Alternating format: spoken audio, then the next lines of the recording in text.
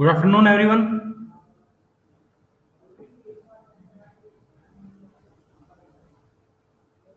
सबको आवाज आ रही है मेरी?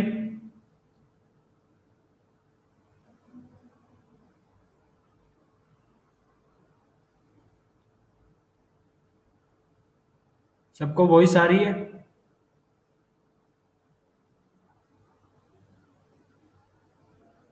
Audible? Okay.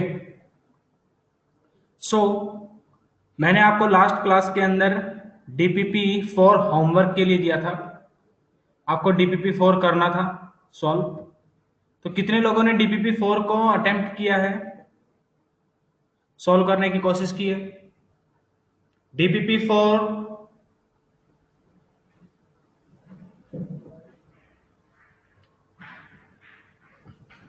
Okay. Then DPP 4 के अंदर question number 1 to 5, DPP 4 question number 1 to 5, any doubt?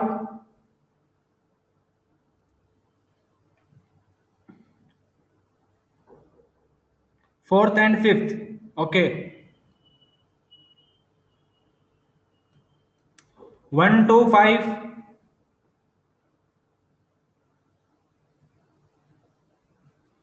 Okay. तो ध्यान से देखिए क्वेश्चन नंबर सबसे पहले 4।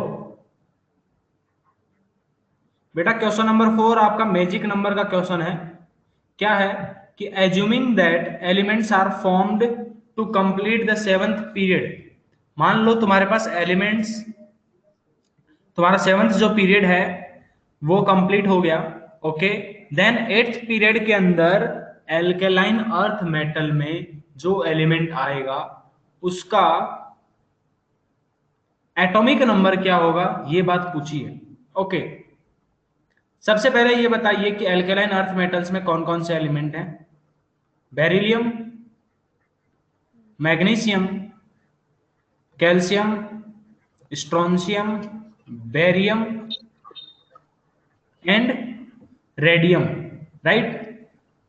इसका एटॉमिक नंबर 2, इसका एटॉमिक नंबर 12, इसका एटॉमिक नंबर 20। देन स्ट्रोंशियम का atomic number is 38। Then 56। Then radium का 88। 32 ऐड कर दो, 88। अब इसके नीचे जो भी एलिमेंट आएगा उसका मान लो, तो मान लेते हैं कोई एलिमेंट एक्स आएगा, ठीक। उसका एटॉमिक नंबर पूछा है तो फिर क्या करो, 32 ऐड कर दो, 8 + 2 10, ये लो 120। तो तुम्हारे पास उस एलिमेंट का एटॉमिक नंबर कितना होगा, 120। क्योंकि पता होगा कि 7th पीरियड के अंदर कितने एलिमेंट्स आ सकते हैं, मैक्सिमम 32। 6th पीरियड में 32, बराबर है। उसके बाद अब जब तुम्हारे पास नंबर ऑफ अगले में देखेंगे तो हम लोग 8th पीरियड में, तो ये 7th पीरियड कंप्लीट होने के बाद ही आएगा, तो 32 आप ऐड कर दो, सिंपल सा। तो ये तुम्हारे पास 120 is the correct atomic number, okay. Now question number 5। Question number 5 क्या है? क्वेश्चन नंबर 5 आपके पास है, विच of the following represents an excited state of an atom. बेटा इसका मतलब क्या है, ये आपने क्वांटम नंबर्स के अंदर पढ़ा होगा। Excited state of an atom पूछा है तो क्या करना है, आप सिंपल सा दिमाग लगाइए कि भाई जब n+l रूल हम लोग फॉलो करते हैं, जब इलेक्ट्रॉन्स का फिलिंग करते हैं तो किस हिसाब से करते हैं, जिसका n+l कम होता है उसके अंदर इलेक्ट्रॉन पहले जाएगा। जब तक उस सबसेल में वो सबसेल कंप्लीटली फिल नहीं होगी तब तक आपके अगली नेक्स्ट जो सेल है उसके अंदर इलेक्ट्रॉन्स का फिलिंग स्टार्ट नहीं होगा, राइट। ये हम लोगों ने पढ़ा था, बराबर है, ओके। अब यहां पर चेक करना है कि किसके अंदर पहले वाला जो सबसेल है वो कंप्लीटली फिल होने से पहले ही नेक्स्ट सबसेल में इलेक्ट्रॉन चला गया, ऐसा देखते हैं। देखिए सबसे पहले तुम्हारा ऑप्शन ए क्या गिवन है, ऑप्शन ए आपके पास गिवन है नियॉन का electronic configuration, then 3s2, 3p6, 4s2, 3d8। क्या ये electronic configuration normal electronic configuration है? हमारा n+l रूल के हिसाब से अगर हम जाएंगे तो इलेक्ट्रॉन्स को पहले किस में फिल करेंगे? नियॉन में ही फिल करेंगे, फिर 3s2 में फिल करेंगे, फिर 3p के अंदर, फिर इलेक्ट्रॉन 4s में, और उसके बाद ही 3d में। तो ये तो आपका नॉर्मल इलेक्ट्रॉनिक कॉन्फ़िगरेशन है, कोई दिक्कत नहीं है, बराबर है। एक्साइटेड स्टेट में नहीं है। एक्साइटेड स्टेट में देखने के लिए क्या करते हैं कि तुम्हारे पास इलेक्ट्रॉन उस सबसेल के अंदर कंप्लीटली फिल होने से पहले अगले वाली सबसेल में इलेक्ट्रॉन चला जाएगा, ठीक है, तब हम बात करते हैं तुम्हारा वो एक्साइटेड स्टेट का। अगला जो बी ऑप्शन है उसमें क्या है आपके पास? Neon 3s2, 3p6, 4s1, 3d5। ये क्रोमियम का एक्सेप्शनल इलेक्ट्रॉनिक कॉन्फ़िगरेशन होता है, बिल्कुल से करेक्ट इलेक्ट्रॉनिक कॉन्फ़िगरेशन है, नॉर्मल ग्राउंड स्टेट का इलेक्ट्रॉनिक कॉन्फ़िगरेशन है। देन ऑप्शन सी में भी देखिए neon 3s2, 3p6, 4s2, 3d1, ये भी ग्राउंड स्टेट का इलेक्ट्रॉनिक कॉन्फ़िगरेशन है। लेकिन अब अगर ऑप्शन डी में बात करूं, ऑप्शन डी में क्या है? 1s2, 2s2, 2p5, then 3s1। Okay, ध्यान से देखिए, 2p सबसेल कंप्लीटली फिल होने से पहले ही जो 6th इलेक्ट्रॉन आना चाहिए था वो यहां पे आना चाहिए था। वो इलेक्ट्रॉन कहां पर है? 3s1 में। मतलब आपके पास 2p6 था, आपने इसमें से एक इलेक्ट्रॉन को एक्साइट करके नेक्स्ट सबसेल के अंदर एंटर करवा दिया, तो ये तुम्हारे पास जो इलेक्ट्रॉनिक कॉन्फ़िगरेशन है ये क्या होगी? उसकी एक्साइटेड स्टेट। ये क्या है? उसकी एक्साइटेड स्टेट। तो कौन सा एटम है जिसमें इलेक्ट्रॉनिक कॉन्फ़िगरेशन तुम्हारा एक्साइटेड स्टेट में लिखा हुआ है? Option D. आपने क्वांटम नंबर्स के टाइम पर पढ़ा होगा ये चीज। ओके, बोलो बेटा, सबको समझ में आया क्वेश्चन नंबर 5 तक? चलिए नेक्स्ट अब हम बात करते हैं question number 6 to 12। Question number 6 to 12, किसी को भी डाउट?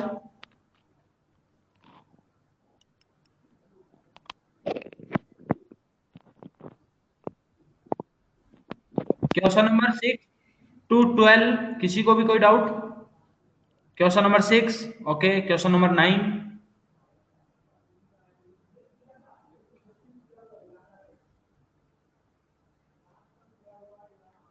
क्वेश्चन नंबर 6 में क्या है? विच of the following is a different pair? कौन सा डिफरेंट पेयर है बताइए। सबसे पहले ऑप्शन ए क्या है? Lithium and sodium. Lithium and sodium, these belongs to the same, ये क्या है आपके? सेम ग्रुप के एलिमेंट्स हैं। ये क्या है आपके बेटा? सेम ग्रुप के एलिमेंट्स हैं, राइट? बोलो, ये क्या है आपके? सेम ग्रुप के एलिमेंट्स हैं। इसका मतलब तुम्हारे सिमिलर पेयर है, क्योंकि सिमिलर एक ही ग्रुप के एलिमेंट्स की जो प्रॉपर्टीज होती हैं वो क्या होती हैं? सिमिलर होती है, बराबर है। तो lithium and sodium same group के एलिमेंट्स हैं। बेरिलियम एंड बेरियम, तो देखो बेटा मांगे कार स्कूटर बाप राजी, तो देखो बेरिलियम एंड बेरियम ये दोनों भी क्या हैं? तुम्हारे पास सेम ग्रुप के एलिमेंट्स हैं। लिथियम और सोडियम भी सेम ग्रुप के एलिमेंट्स हैं। देन नाइट्रोजन की बात करें तो देखो New Zealand, Pakistan, Australia, yes, nitrogen and arsenic ये भी क्या है आपके? सेम ग्रुप के एलिमेंट हैं, ओके। लेकिन मैं अगर बात करूं ऑक्सीजन, तो ऑक्सीजन सल्फर सेलेनियम से फिर टेलोरियम फिर पोलोनियम, और 80 जो है वो कहां पर आता है? 17 ग्रुप। एफ कल बाहर आया ऑटो, तो देखो oxygen and astatine these are from different groups, तो ये तुम्हारे पास एक डिफरेंट पेयर है। Option D is the correct answer. Okay Anushka, clear? चलिए नेक्स्ट अब हम बात करते हैं क्वेश्चन नंबर 9 की। क्वेश्चन नंबर 9, ओम सुनील भोसले जी ने आपने पूछा which of the following is not representative element. Okay, सबसे पहले आप ओम सुनील भोसले, आप मेरे को ये बताइए रिप्रेजेंटेटिव एलिमेंट से आप क्या समझते हैं?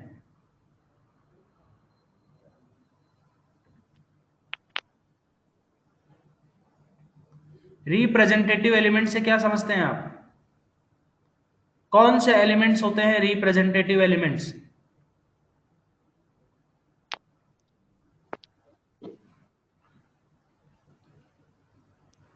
कौन बताएगा? S and P block except noble gases. Good. अच्छा, वेटिंग कर रही थी क्या कि पूछे? अच्छा देखो, तो देखो तुम्हारे पास क्या होते हैं रिप्रेजेंटेटिव एलिमेंट्स। जो एस और पी ब्लॉक के एलिमेंट्स होते हैं उनको बोलते हैं representative elements except noble gases. ठीक, अब सबसे पहले बात देखते हैं कौन कौन से ऐसा नहीं है। टेलुरियम, टेलुरियम कहाँ पे आता है? देखो ये रहा ऑक्सीजन फैमिली के अंदर, ऑक्सीजन, सल्फर, सेलेनियम, फिर टेलुरियम, मतलब ये रिप्रेजेंटेटिव एलिमेंट है। फिर टेंटेलम, टेंटेलम के ऊपर बाद में आएंगे। फिर थेलियम देखते हैं, थेलियम कहां पर आता है बेटा? देखो बैंगन, आलू, गाजर, इन थेला, टीएल। थेलियम कौन से ग्रुप का है? 13 ग्रुप। ये भी क्या है आपका? रिप्रेजेंटेटिव एलिमेंट है।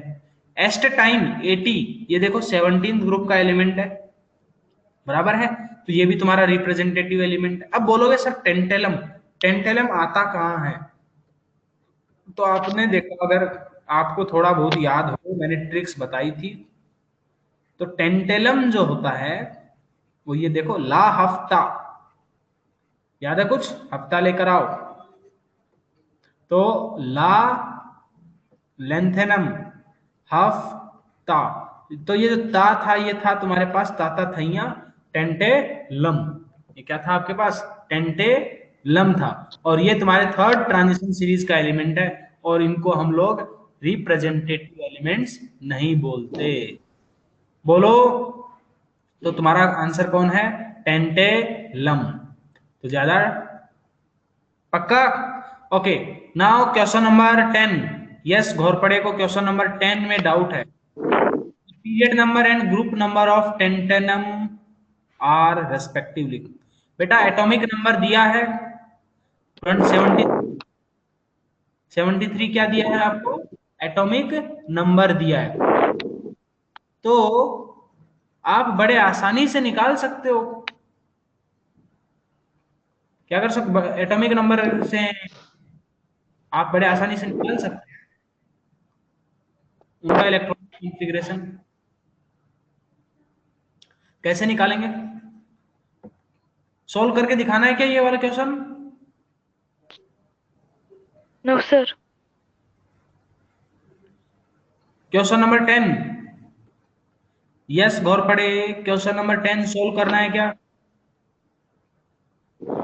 एटॉमिक नंबर दिया, इलेक्ट्रॉनिक कॉन्फ़िगरेशन लिखकर निकालना है। किस किसके यहां से आवाज आ रही है?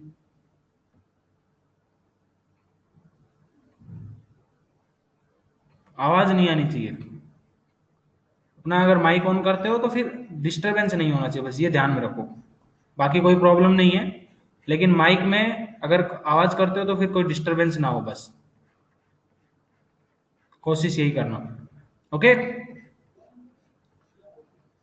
जवाब देना हो तो तुरंत माइक ऑन करके जवाब दे सकते हो, इसीलिए मैंने आप लोगों को परमिशन भी दिया है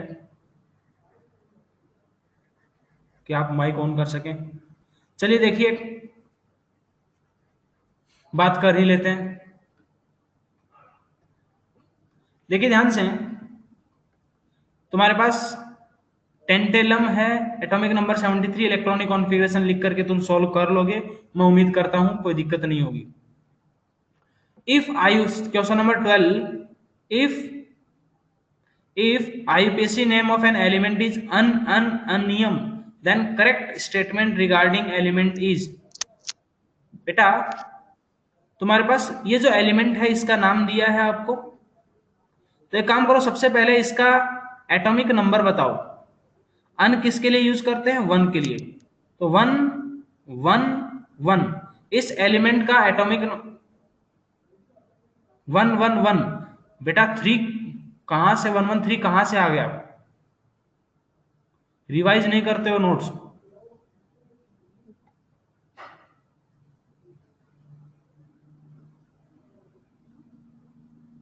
हाँ, तो जिनके यहां से ज्यादा हल्ला आ रहा था उनको मैं अनम्यूट कर रखा हूं। तो देखो ध्यान से, अब क्या है तुम्हारे पास? एटॉमिक नंबर है 111। अब इसको बताना है कि कौन सा स्टेटमेंट सही है, कौन सा स्टेटमेंट गलत है। तो ये बताइए कि एलिमेंट 111 का आप इलेक्ट्रॉनिक कॉन्फ़िगरेशन लिखिए, फिर आप सारा का सारा चेक करिए कि ये इनर ट्रांजिशन का है कि नहीं, कौन सा पीरियड है। इनर ट्रांजिशन मतलब F block element, transition element तुम्हारा डी ब्लॉक में, कहां से कहां, ग्रुप 3 से ग्रुप 12।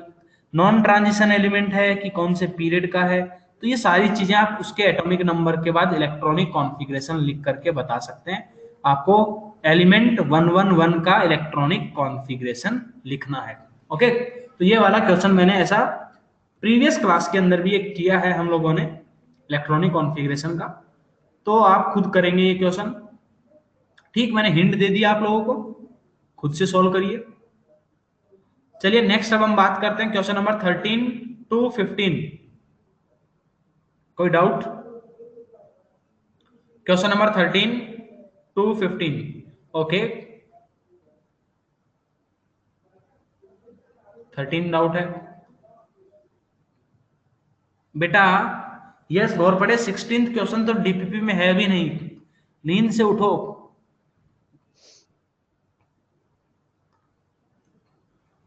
देखिए क्वेश्चन नंबर 13 क्या है कि कोई एलिमेंट है, सबसे पहले P, उस एलिमेंट का पीरियड नंबर बोला है सेकंड और ग्रुप है 15।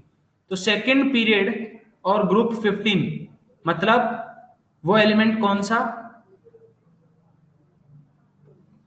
15th ग्रुप का एलिमेंट है, मतलब P ब्लॉक का एलिमेंट है।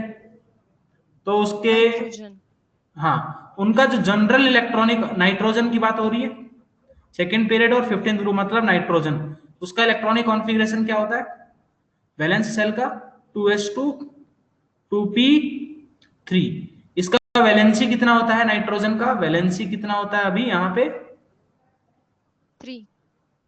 3। ओके, देन अब मैं बात करता हूं एलिमेंट Q के बारे में।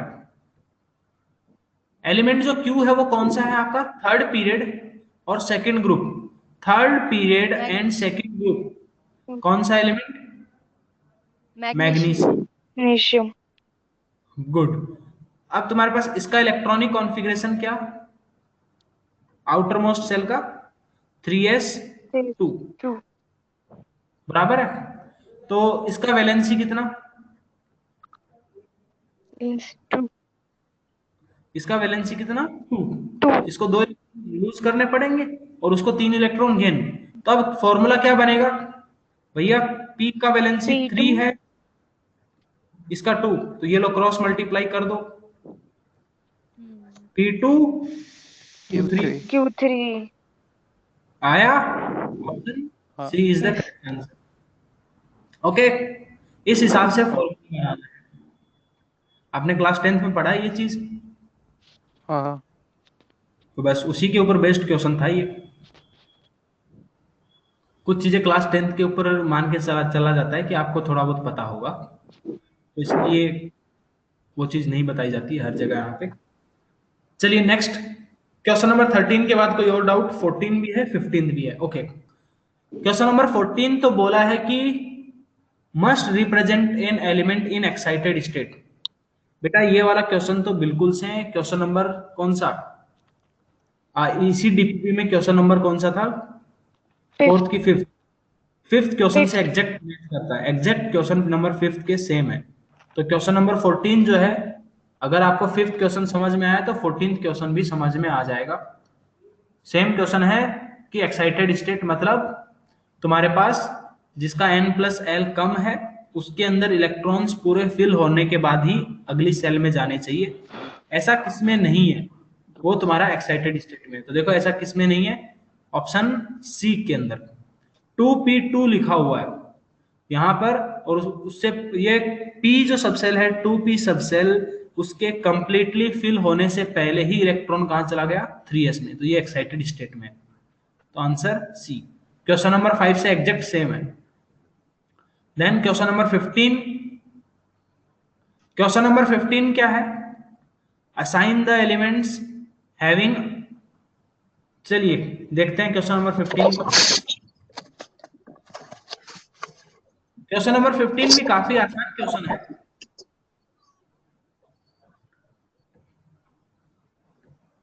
देखिए क्या है question number 15, NH2 option A जो दिया है वो NH2NP6, सॉरी NH2NP2 दिया है, और N का वैल्यू है 6, मतलब 6S2 6P2। ठीक, तो ये जो एलिमेंट है वो कौन से पीरियड का है, सिक्स्थ पीरियड। कौन से पीरियड का है, सिक्स्थ पीरियड। ग्रुप कौन सा है, ग्रुप कौन सा है, 14th ग्रुप। ग्रुप कौन सा है, 14th, पी सबसेल का एलिमेंट है। ऐसे ही ऑप्शन जो बी वाला है, बी क्या है, बी तुम्हारे N-1 D2 NH2 लिख के दिया, N का वैल्यू कितना, 4, तो तुम्हारे पास इसमें पुट करो 3D2 4s2 4s2। कौन से ब्लॉक का एलिमेंट है ये, D डी ब्लॉक का, ब्लॉक।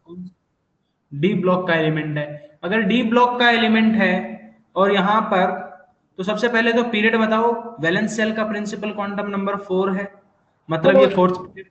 ओके, ग्रुप इसका कौन सा, डी में कितने इलेक्ट्रॉन्स, 2, और ये 2, तो 4th ग्रुप का एलिमेंट है। देन आपके पास जो सी है, जो सी वो वाला क्या है, क्या गिवन है, N-2 F7 N-1 D1 और NH2। ठीक है, N का वैल्यू 6 दिया है, तो यहाँ पे पुट करो इसमें, तो ये क्या हो जाएगा, देखो 4 F7 5D1 और 6S2। Good good.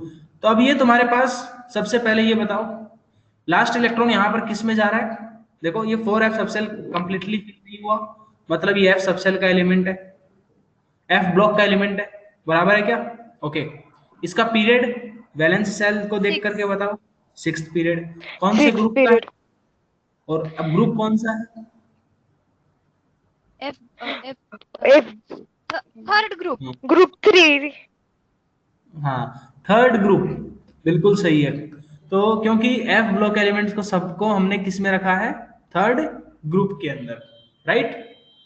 ओके, और फिर 4f सबसेल मतलब लेंथेनाइड सीरीज, तो ये लेंथेनाइड एलिमेंट है, कोई डाउट नहीं है।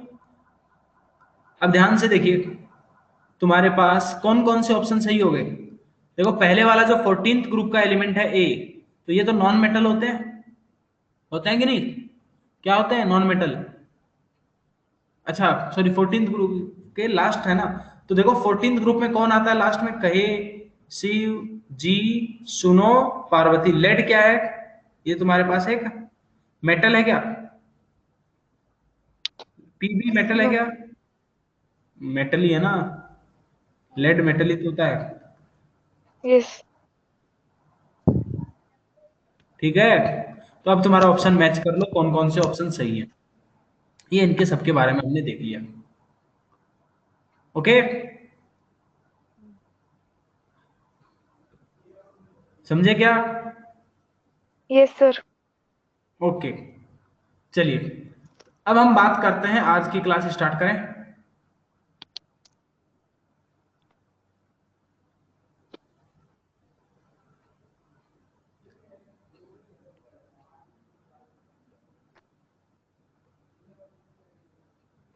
चलिए, तो लास्ट क्लास में हमने कहां तक पढ़ा था बेटा, सर मेटेलिक रेडियस पढ़ने वाले हैं आज। मेटेलिक रेडियस के बारे में पढ़ लिया था, नहीं, वंडरवॉल्स रेडियस पढ़ी थी। अच्छा वंडरवॉल रेडियस पढ़ा था, मेटेलिक रेडियस हेडिंग डाला था, है ना। हाँ हाँ, गुड। तो अब हम लोग नेक्स्ट हेडिंग डालो, metallic radius. Okay. Metallic radius. तो मेटेलिक रेडियस की सबसे पहले तो हम किसके लिए बात करते हैं? मेटल्स के लिए। तो मेटल्स देखो, जब मेटल्स क्या होते हैं तुम्हारे पास, दो मेटल्स के बीच में जो तुम्हारे पास डिस्टेंस होती है, उस डिस्टेंस को हम बोलते हैं, देखो मेकिंग मेटल्स की टेंडेंसी, वो आपस में किस तरह के बॉन्ड बनाते हैं? मेटेलिक बॉन्ड बनाते हैं। वो किसी तरह का कोवेलेंट बॉन्ड नहीं बनाते मेटल्स आपस में, ठीक है। तो इनके लिए हम जिस रेडियस का बात करते हैं वो होता है मेटेलिक रेडियस। तो मेटल्स का जो स्ट्रक्चर होता है, क्रिस्टलाइन स्ट्रक्चर, उसके अंदर दो एडजेसेंट मेटल एटम्स के बीच में जो न्यूक्लियस और न्यूक्लियस के बीच में जो डिस्टेंस होता है, उसका हाफ, उस चीज को हम क्या बोलते हैं? तुम्हारा क्या बोलते हैं? मेटेलिक। ये अगर रेडियस। हाँ, अगर ये एलिमेंट ए है, ये मेटल ए है, तो उनके बीच में ये डिस्टेंस क्या है आपका? डी ए ए। तो ये जो मेरे पास उनके लिए डिस्टेंस होगा यहाँ पर, ये आर ए, ये कौन सा रेडियस होगा? Metallic radius. ए और बी, ए क्या है? मेटल है। तो आर ए, उस वक्त हम क्या बोलेंगे? D a by 2। ओके। तो क्या होता है मेटेलिक रेडियस, उसके बारे में लिख लीजिए। क्या? Half of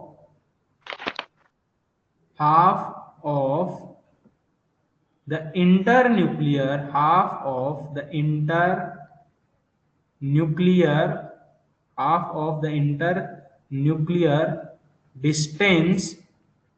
distance between two adjacent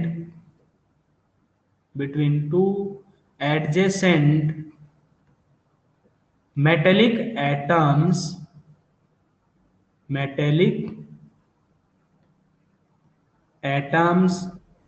in their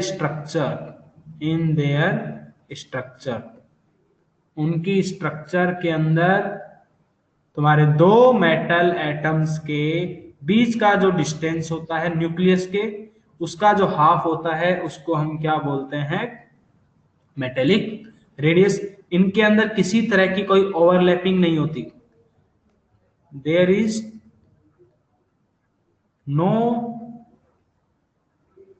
overlapping of atomic orbitals, there is no overlapping of atomic orbitals, इनमें किसी तरह के ऑर्बिटल्स की ओवरलैपिंग नहीं होती। इसका मतलब क्या है? तो अब ये बताइए कि मेटेलिक रेडियस में और कोवेलेंट रेडियस में कौन बड़ा होगा?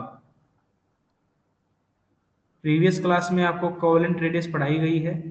कोवेलेंट रेडियस में क्या होता है? ऑर्बिटल्स आपस में क्या करते हैं? ओवरलैप करते हैं, कुछ ना कुछ रेडियस जो छोटी मिलती है डिस्टेंस, है ना।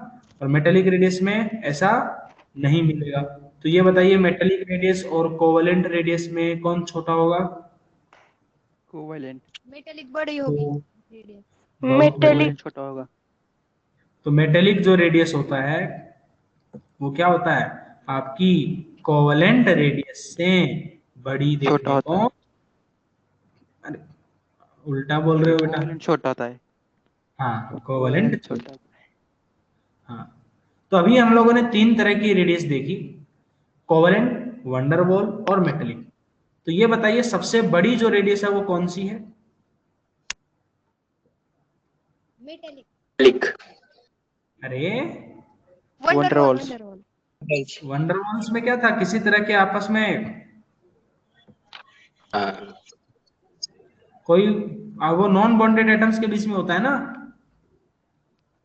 Van der Waals radius. फिर मेटेलिक रेडियस। मेटेलिक, बेटा एक्सपेरिमेंट ना करो। फिर कोवेलेंट रेडियस, इसको जल्दी से नोट कर लीजिए। लाल पीले नीले हरो, जल्दी से नोट करिए।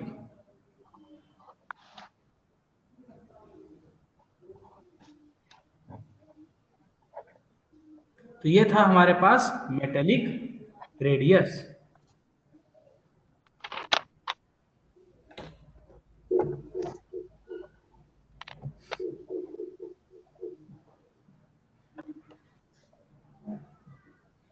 नोट हो गया? हर्षा का नोट हो गया? हो गया सर। बोलना नहीं है, नोट कर लिख दो। ओके। डाउट हो, कोई चीज बतानी हो तो बोलना है।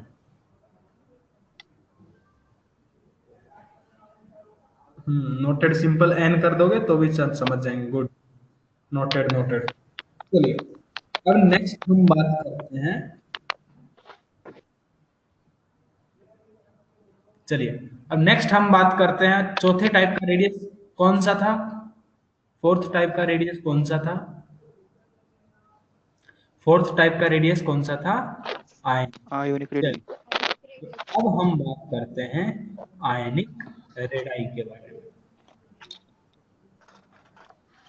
या फिर आयनिक रेडियस। दोनों एक ही मतलब है, कोई यहाँ पे कंफ्यूज मत हो जाना। आयनिक, चलो रेडियस क्या होता है, आयनिक रेडियस उसके बारे में बात करें। तो उससे पहले देखो, जस्ट ये बताइए हमारे पास आयंस क्या होते हैं? क्या आयंस क्या होते हैं? They have Positive negative charge. charge. Positive charge, Negative charge, sir. Negative charge. Yes. कोई अगर एलिमेंट जिसके ऊपर पॉजिटिव या नेगेटिव चार्ज प्रेजेंट होता है उसको बोलते हैं आयन। पॉजिटिव या नेगेटिव में कोई भी हो सकता है ना, पॉजिटिव वाले को भी आयन बोलेंगे और नेगेटिव वाले को भी। नेगेटिव वाले को भी। हाँ, अब उसके लिए देखो, जैसे कि ये बताओ बेटा, मेरे पास मान लो कोई एक एलिमेंट है m। क्या? मेरे पास कोई एलिमेंट है m। तो इसमें से अगर मैं कोई एक इलेक्ट्रॉन को निकाल दूं तो आपके पास क्या बनेगा? m क्या बनेगा? m प्लस बनेगा, बराबर है? M बनेगा कि plus नहीं? E plus E. बोलो, m प्लस बनेगा क्या? हाँ, बनेगा। बनेगा। plus E, sir. ये मैंने क्या किया, किसी न्यूट्रल एटम से एक इलेक्ट्रॉन को निकाला तो आपके पास ये आयन बना। ठीक है, ये पॉजिटिवली जो चार्ज्ड आयन है, ये क्या है? ये आपका पॉजिटिवली चार्ज्ड आयन है। इसको हम क्या बोलते हैं? कैटायन। इसके लिए हम क्या वर्ड यूज करते हैं? कैटायन। ठीक, बोलो। ऐसे ही अगर मैं किसी एलिमेंट m के अंदर अगर मैं बाहर से मान लो एक इलेक्ट्रॉन ऐड कर दूं तो आपके पास क्या बनेगा? m माइनस, बराबर है? ये क्या है? Negatively Anion.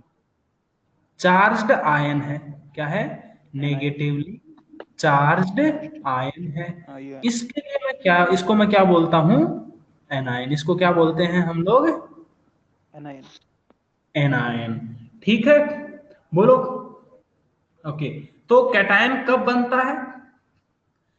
जब कोई एटम क्या करता है? Negative by charge. Loss of electron. Cation कब बनता है? By Loss of electron. Loss of electron, right? Hmm.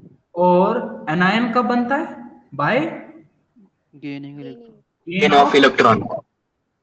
Good, by gain of electron. Electron. ये चीज समझ में आती है सबको? हाँ. ओके, अब मेरा सवाल ये है, आयनिक रेडियस मतलब हम लोग आयंस की रेडियस की बात करेंगे।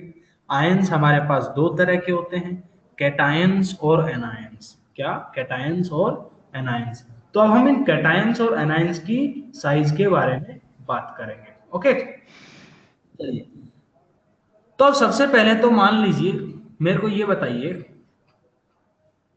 इसको नोट किया सबने? नहीं, 1 minute.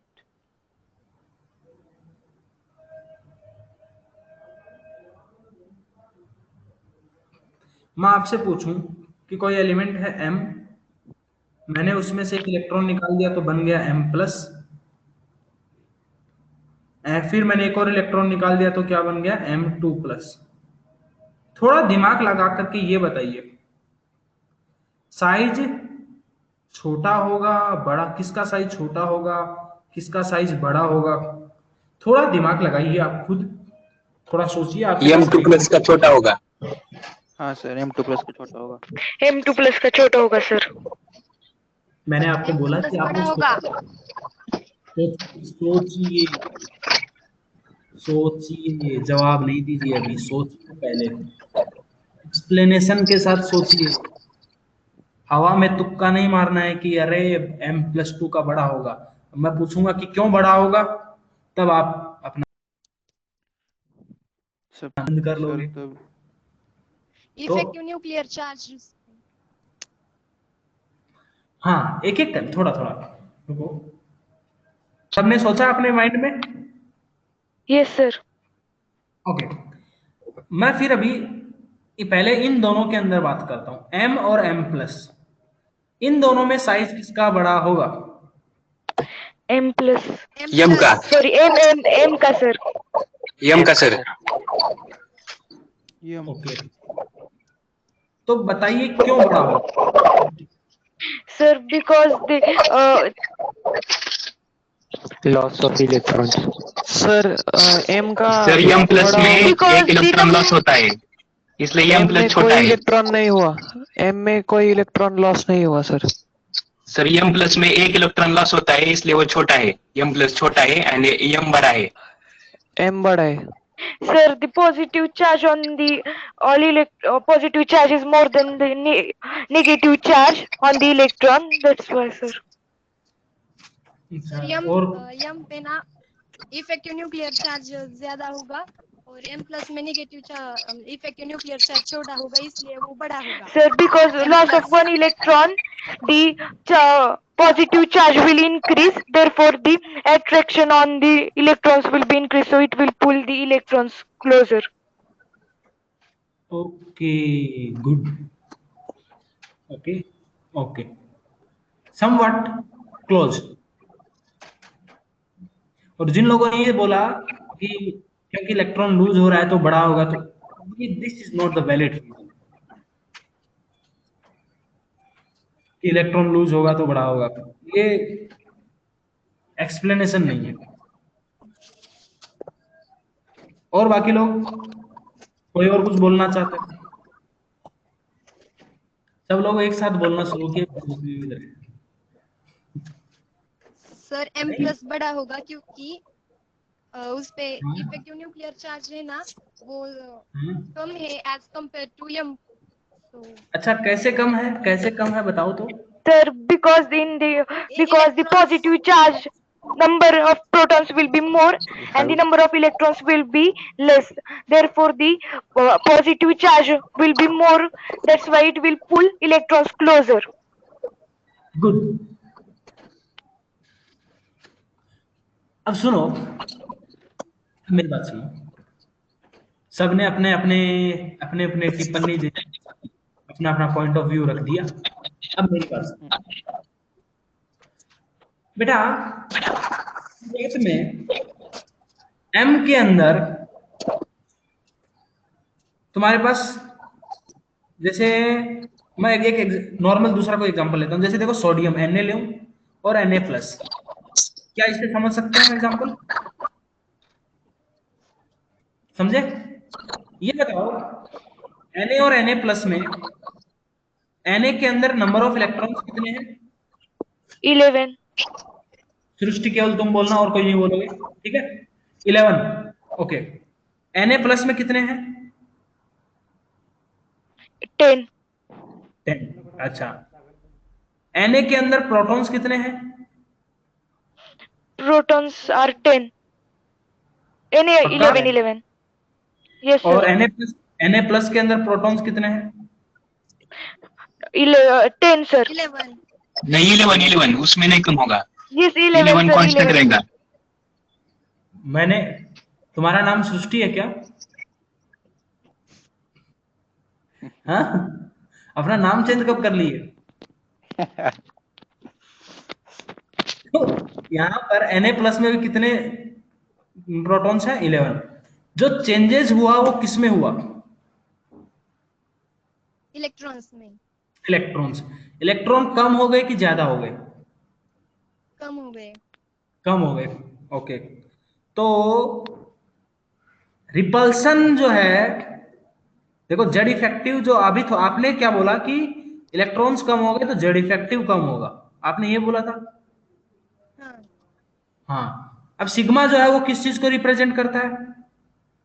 Effective nuclear charge. Sigma Z effective effective. Nuclear charge. Screening shield. Sigma आपका स्क्रीनिंग इफेक्ट, रिपल्सिव जो फोर्स होते हैं उसको रिप्रेजेंट करता है, राइट? करता है क्या? हाँ, हाँ, सब लोग ध्यान से सुनना इसमें। अगर नंबर ऑफ इलेक्ट्रॉन्स ज्यादा होंगे तो सिग्मा का वैल्यू ज्यादा होगा कि कम होगा? ज्यादा। ज्यादा। ओके, सिग्मा का वैल्यू ज्यादा होगा तो जेड इफेक्टिव का वैल्यू कम आएगा कि ज्यादा आएगा? कम। कम आएगा। कम आएगा। हाँ, सृष्टि 2, अब आप बताइए। क्लास में कितने? 2 सृष्टि है ना? हाँ, अब बताइए। अब तुम्हारे पास यहाँ पर इसका ज्यादा, अगर नंबर ऑफ इलेक्ट्रॉन्स ज्यादा तो सिग्मा का वैल्यू ज्यादा, तो जेड इफेक्टिव कम। ओके, कम। यहाँ पर जेड का वैल्यू चेंज हो रहा है क्या? एटॉमिक नंबर तो चेंज नहीं हो रहा? हाँ, नहीं। नहीं। अभी इलेक्ट्रॉन्स क्या हो गए? कम हो गए। इलेक्ट्रॉन्स कम हो गए मतलब सिग्मा का वैल्यू, सिग्मा का वैल्यू इंक्रीज होगा। कम। बेटा, नंबर ऑफ इलेक्ट्रॉन्स कम हो गए तो सिग्मा का वैल्यू तो डिक्रीज करेगा ना, हाँ। क्योंकि रिपल्सन लगाने के लिए अब कम इलेक्ट्रॉन्स हैं, है ना? हाँ, हाँ, तो तुम्हारे पास अगर अब कम वैल्यू सब्ट्रैक्ट हो रही है तो जेड इफेक्टिव क्या करेगा? ज्यादा होगा।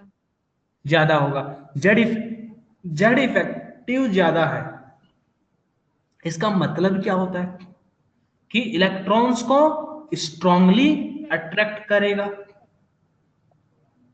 न्यूक्लियस, बराबर है कि नहीं? जेड इफेक्टिव ज्यादा, इसका मतलब इलेक्ट्रॉन्स को स्ट्रांगली अट्रैक्ट करेगा न्यूक्लियस, मतलब साइज क्या होगी? छोटी। छोटी। तो आपने क्या बोला था? बड़ी। बड़ी। तो समझ में आया जो आपने गलत बोला उसका मतलब? हाँ सर। हाँ, अब बाकी लोगों को समझ में आया क्या? हाँ सर। पक्का? हाँ। तो देखो ध्यान से, तो जब जब भी हम एक इलेक्ट्रॉन, किसी एटम से इलेक्ट्रॉन को निकालते हैं तो जेड इफेक्टिव क्या होता है? इंक्रीज होता है। क्या होता है? जेड इफेक्टिव इंक्रीज होता है। जेड इफेक्टिव इंक्रीज होता है तो साइज जो है, जो मतलब जो अट्रैक्शन है वो क्या करता है? बढ़ जाता है। अट्रैक्शन क्या होता है आपका? बढ़ जाता है। अट्रैक्शन बढ़ेगा तो साइज कम होगी। छोटा होगा। ठीक, तो देखो ध्यान से, ऐसे ही अगर मैं बोलूं M+ और M2+, अब इन दोनों में बताओ। M+ बड़ा होगा। पक्का? हाँ। अब गलती समझ में आ गई? हाँ। Okay, good. तो अब ध्यान, मेरा स्टेटमेंट सुनना। मैं क्या बोल रहा हूं कि किसी भी कैटायन का साइज, कैटायन मतलब समझ रहे हैं? हाँ किसी भी कैटायन का साइज हमेशा अपने पेरेंट एटम से छोटा होगा। सर, फिर क्या मैं से। ये क्या मेरा ये स्टेटमेंट सही है? सर, सही है। फिर से बताइए ना। मैंने स्टेटमेंट बोला किसी भी कैटायन का साइज अपने पेरेंट एटम से छोटा होगा। यस, सही है ना? देखो, सही है। M+ का पेरेंट एटम कौन? इको हो रहा है क्या? हाँ m प्लस का पेरेंट एटम कौन, m, और m+2 का पेरेंट एटम कौन है, m+1। तो ये स्टेटमेंट ध्यान में रखना। अभी मैं ये सारा लिखवाऊंगा, तो ऐसे आपको एक तो आयन की साइज कंपेयर करने को क्वेश्चन आएंगे। चलिए मैं एक और चीज आपको पूछता हूँ। अभी तो मैंने इलेक्ट्रॉन निकाला, अब मैं एक काम करता हूँ, इस बार इलेक्ट्रॉन को ऐड करता हूँ, m और m-2। बताइए इनमें साइज किसका बड़ा होगा, किसका कम होगा? सोचिए सर M2 m-2 का बड़ा ज्यादा होगा। होगा सबसे। सोचिए सोचिए सोचिए। m2- का सबसे बड़ा होगा। हाँ अरे भैया और मतलब भाइयों और बहनों, सोचो, पहले थोड़ा सोचो, तुरंत जवाब नहीं देना है, थोड़ा तसल्ली रखो, पेशेंस रख के जवाब देना है। हाँ, मैं पूछता हूँ, अब किससे पूछूं, कौन बताएगा मेरे को? जिसका पहले चैट आएगा उस वही से पूछेंगे।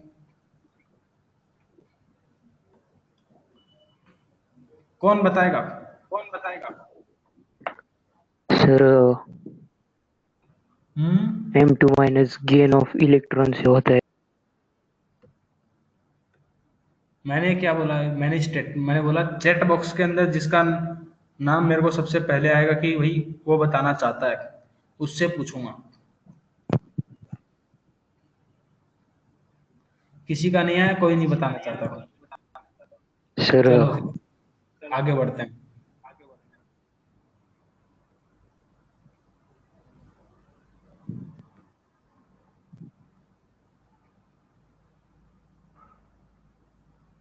क्या हुआ?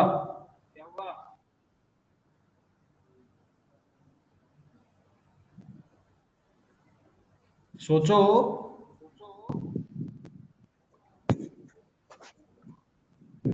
सर गेन ऑफ इलेक्ट्रॉन्स होंगे।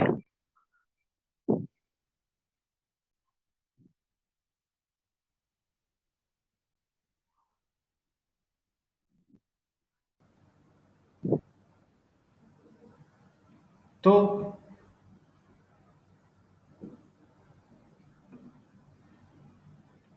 सर गेन ऑफ इलेक्ट्रॉन से इलेक्ट्रॉन ज्यादा होंगे और प्रोटॉन कम होंगे, इसलिए इफेक्टिव पॉजिटिव चार्ज न्यूक्लियस का कम होगा।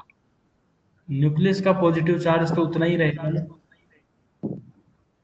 सर इफेक्टिव पॉजिटिव चार्ज कम होगा ना, प्रोटॉन्स कम होंगे इलेक्ट्रॉन से। तूने वर्ड गलत बोला, इफेक्टिव पॉजिटिव चार्ज नहीं, इफेक्टिव न्यूक्लियर चार्ज। हाँ सर, न्यूक्लियस का पॉजिटिव चार्ज कम होगा, इलेक्ट्रॉन्स बढ़ेंगे, मैं फिर इसीलिए बोला nuclear charge, invert. Positive charge गलत बोल रहे हो, इफेक्टिव न्यूक्लियर चार्ज। हाँ सर, इफेक्टिव न्यूक्लियर चार्ज। हाँ ओके, फिर और कौन बताएगा? इसीलिए ओके,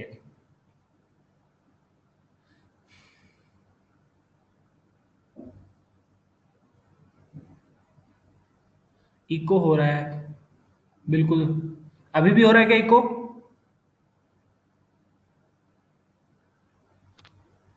नहीं ना? हाँ, बीच में मेरे को भी लग रहा था कि इको हो रहा है, अभी नहीं। अब नहीं हो रहा। चलिए देख, कोई बात नहीं, अच्छी बात है।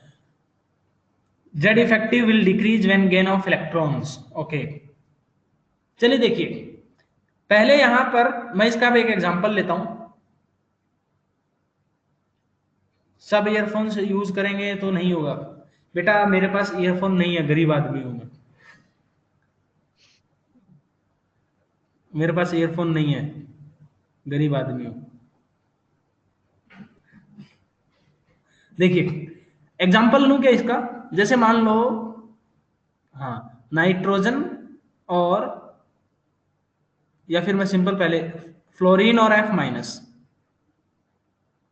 ऑक्सीजन, ऑक्सीजन माइनस, ऑक्सीजन 2-, इनमें साइज कंपेयर करता है। क्या इनमें साइज कंपेयर करते हैं। देखिए क्या, जैसे वाले पहले ऑक्सीजन का देखते हैं। भैया ऑक्सीजन में है इलेक्ट्रॉन्स कितने हैं? इलेक्ट्रॉन्स तो भैया ऑक्सीजन में 8 ही हैं।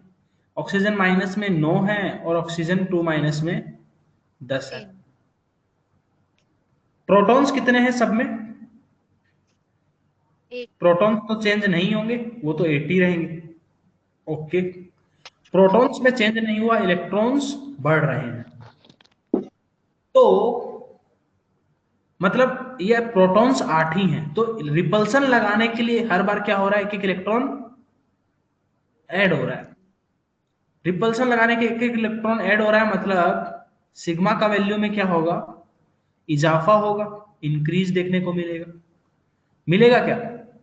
सिग्मा का वैल्यू क्या होगा, इंक्रीज करेगा, क्योंकि इलेक्ट्रॉन्स इंक्रीज कर रहे हैं। सिग्मा का वैल्यू इंक्रीज करेगा तो जेड इफेक्टिव क्या करेगा, डिक्रीज करेगा। जेड इफेक्टिव डिक्रीज करेगा तो तुम्हारे पास न्यूक्लियस के साथ इलेक्ट्रॉन्स का अट्रैक्शन वो क्या करेगा, कम होगा। तो तुम्हारे पास साइज क्या करेगी, बढ़ेगी। बढ़ेगी कि नहीं, बढ़ेगी। तो सबसे ज्यादा साइज किसकी होगी, oxygen 2 minus, then oxygen minus, then oxygen. तो अब मैं एक स्टेटमेंट बोलूं, अब मैं स्टेटमेंट क्या बोल रहा हूं ध्यान से सुनना, कि किसी भी एनायन का साइज हमेशा बड़ा होता है अपने पेरेंट एटम से। क्या ये स्टेटमेंट सही है? हाँ किसी भी एनायन का साइज अपने पेरेंट एटम की साइज से बड़ा होता है। क्या ये स्टेटमेंट सही है? ट्रू स्टेटमेंट है, राइट। रीजन क्या है, रीजन क्या है, क्योंकि नंबर ऑफ इलेक्ट्रॉन्स इंक्रीज कर रहे हैं और हाँ तुम्हारे पास जेड इफेक्टिव क्या करेगा, प्रोटॉन्स डिक्रीज करेगा, राइट। इसलिए आपका जो साइज है वो इंक्रीज करेगा। तो अब इस चीज को लिखेंगे एक साथ, लिखना स्टार्ट करें। सबको समझ में आया चीज, कंसेप्ट क्या है? Yes sir. ओके, तो सबसे पहले अब स्टेटमेंट लिखो। कैटायन क्या होता है, एनायन क्या होता है, आई होप आप समझ गए होंगे। ठीक है, तो लिखो, the size of cation, the size of cation is always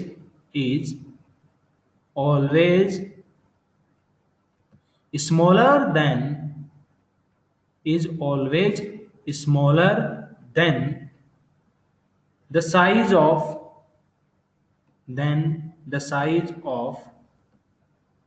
their parent atom। क्या कि तुम्हारे पास जो कैटायन होता है उसका साइज हमेशा छोटा होता है, किससे, अपने पेरेंट एटम की साइज से। मतलब जैसे कि एग्जांपल में ले लिया m+2, तो साइज किसका बड़ा होगा, m का साइज बड़ा होगा, देन m+2। क्यों? बिकॉज, रीजन क्या है, बिकॉज तुम्हारे पास, because during the formation of cation,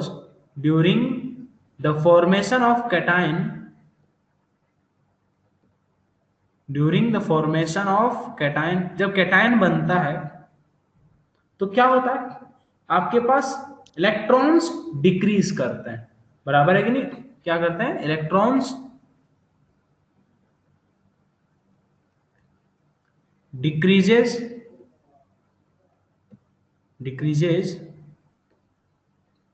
which results in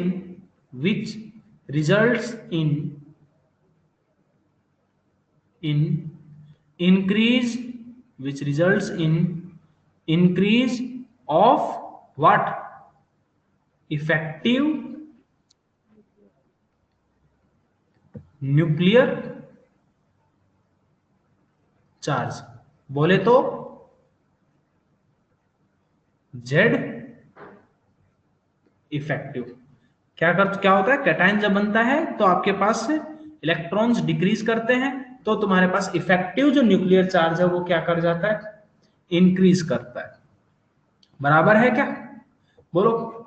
चलिए, कभी कभी ये भी होता है, एक तो ये रीजन है, कभी कभी क्या होता है कि जो आउटर मोस्ट सेल है वही चेंज हो जाती है। वो क्या होती है, आउटर मोस्ट जो सेल है वही चेंज हो जाती है। तो समटाइम्स ये भी लिखो, समटाइम्स आफ्टर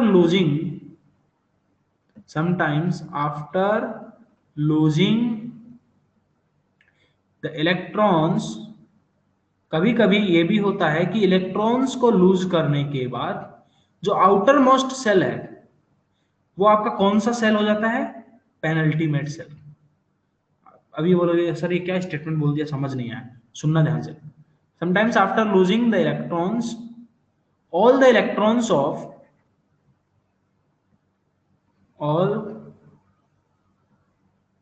electrons या फिर ये और इजी लैंग्वेज में अगर लिखें तो ये भी ये लिखो, स्टेटमेंट चेंज कर लेते हैं। हरि राम देखो, sometimes after losing the electrons the valence cell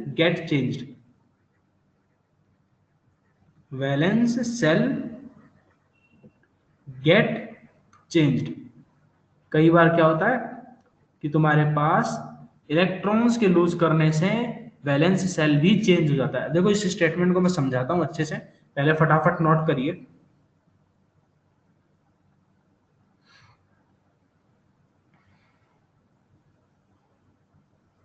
note कर लिया सबने?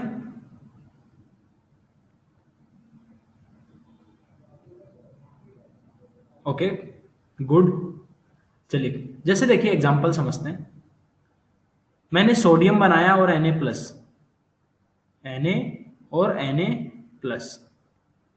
बेटा Na का अगर मैं इलेक्ट्रॉनिक कॉन्फ़िगरेशन लिखता हूं तो वो क्या होता है, 1s2 2s2 2p6 and 3s1। अभी सोडियम के केस में वैलेंस सेल कौन सा है, n=3, राइट। Na+ के अंदर अभी मैं अगर बात करूं तो इलेक्ट्रॉनिक कॉन्फ़िगरेशन क्या है, 1s2 2s2 2p6। Na+ के केस में अभी वैलेंस सेल क्या है, n=2। तो कई बार क्या होता है कि इलेक्ट्रॉन्स को लूज करने पर आपकी जो वैलेंस सेल है वो भी चेंज हो जाती है। जैसे कि अब Na+ के अंदर तुम्हारा वैलेंस सेल क्या है, जो पहले पेनल्टीमेट सेल था, मतलब n-1 सेल था, वो आपका अब क्या बन गया, वैलेंस सेल बन गया। ठीक है, तो अब सोचो n=3 ज्यादा दूर होगा कि n=2 ज्यादा दूर होगा, किसकी साइज ज्यादा होगी, Na की। ठीक है, तो यही था तुम्हारे पास जो सेकंड स्टेटमेंट मैंने लिखवाया कि समटाइम्स इलेक्ट्रॉन्स लूज करने पर जो वैलेंस सेल है वो क्या हो जाती है, चेंज हो जाती है। Okay, everyone got the point और नॉट?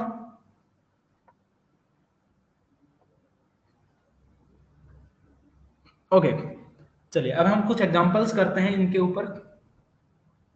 चलिए क्वेश्चंस का है।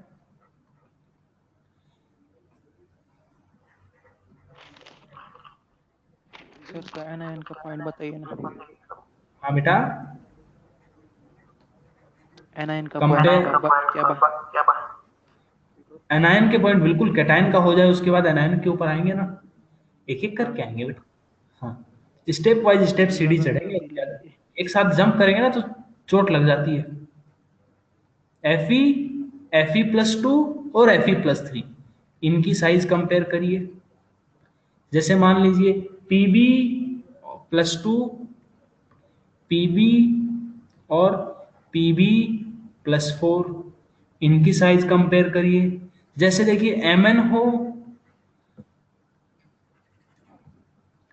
जैसे Mn+2 Mn+3 Mn+4 Mn+5 Mn+6, इनका साइज कंपेयर करिए आपस में।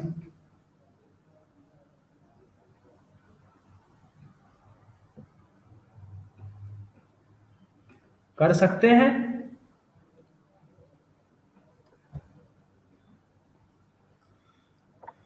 करिए, अगर हाँ तो करिए। वेट किस चीज का कर रहे हैं? बारात आने का वेट कर रहे हैं क्या?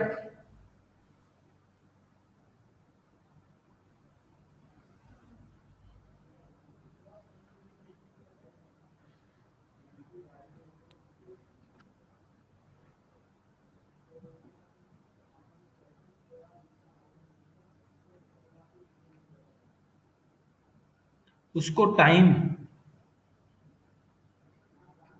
क्या बोल रहे हो भैया? उसको टाइम लगेगा। अच्छा अच्छा, उसको टाइम है। रुको, घर वाले से बात करते हैं, तुम्हारे बोलते हैं। बहुत बदमाश हो गए हो।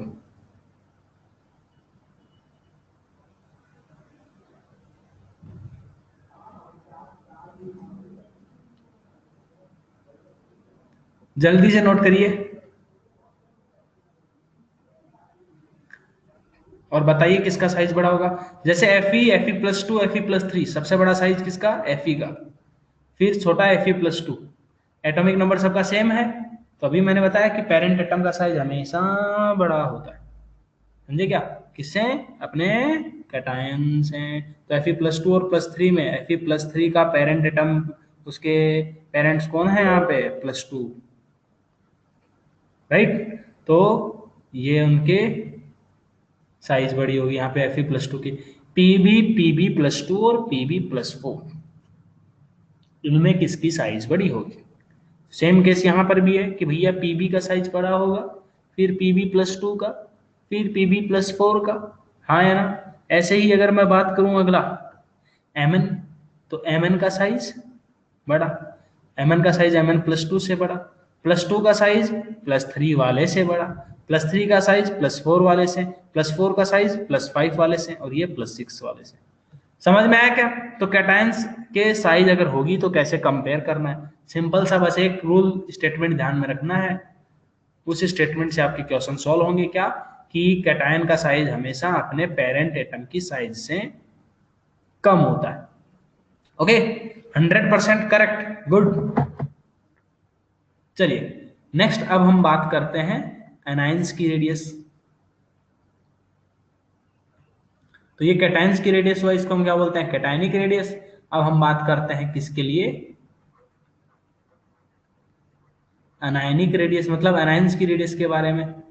आयनिक रेडियस के अंदर ही हेडिंग आई है, ठीक है ना? पहले कैटायंस के बारे में बात किया, अब एनाइंस के बारे में बात कर लेते हैं। तो बेटा तुम्हारे पास एनायन बनता कब है? जब भी कोई न्यूट्रल एटम क्या करता है? तुम्हारे पास इलेक्ट्रॉन्स को गेन करता है, तो वो किस में कन्वर्ट होता है? एनायन के अंदर, मतलब नेगेटिवली चार्ज्ड आयन के अंदर। ओके, ये तो मैंने बता ही दिया, पहले ही बताया था। ओके, देन जो एनायनिक रेडियस होता है वो हमेशा क्या होता है? Anionic radius is always what? Is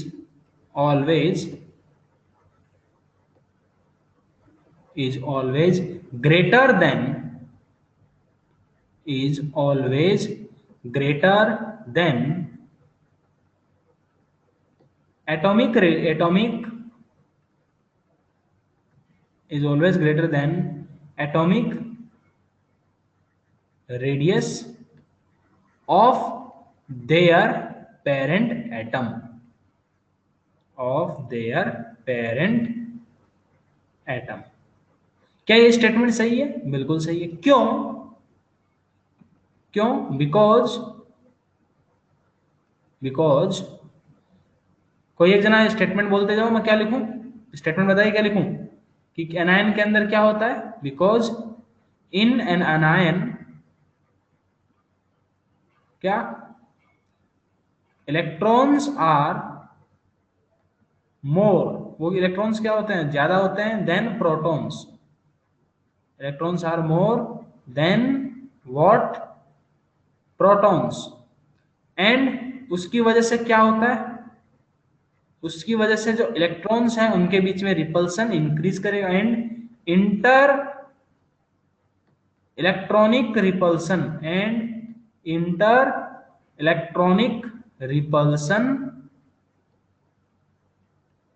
increases. उससे क्या होता है, इंटर इलेक्ट्रॉनिक रिपल्सन इंक्रीज करता है। तो तुम्हारे पास उससे क्या होगा, विच इंक्रीजेज किस चीज को इंक्रीज करता है, स्क्रीनिंग इफेक्ट को। उससे क्या होता है, आपका स्क्रीनिंग इफेक्ट इंक्रीज करता है। स्क्रीनिंग इफेक्ट बोले तो तुम्हारे पास इफेक्टिव न्यूक्लियर चार्ज रिड्यूस हो जाएगा। सो स्क्रीनिंग इफेक्ट मतलब सिग्मा का वैल्यू वो इंक्रीज करेगा, तो इफेक्टिव न्यूक्लियर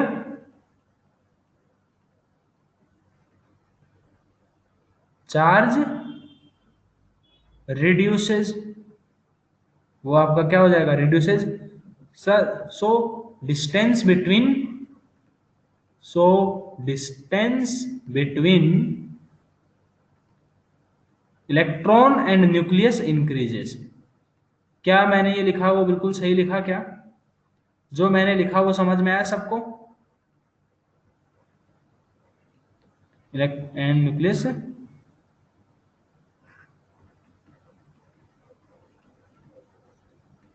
ओके बोलो। तो मतलब m माइनस और m2 माइनस, इसमें किसकी साइज बड़ी होगी, m2 माइनस की, देन m माइनस की, देन m की। बोलो चमका क्या।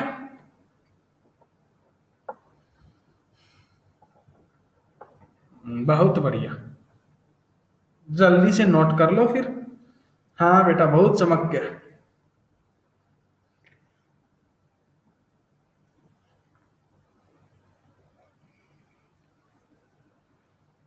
नोट किया सबने, फास्ट हो रहा है क्या, फास्ट तो नहीं जा रहे ना।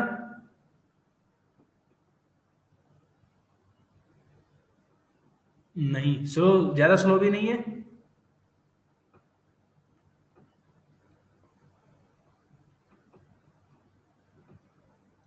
अगर फास्ट हो रहा हो तो बता देना, थोड़े और फास्ट हो जाएंगे।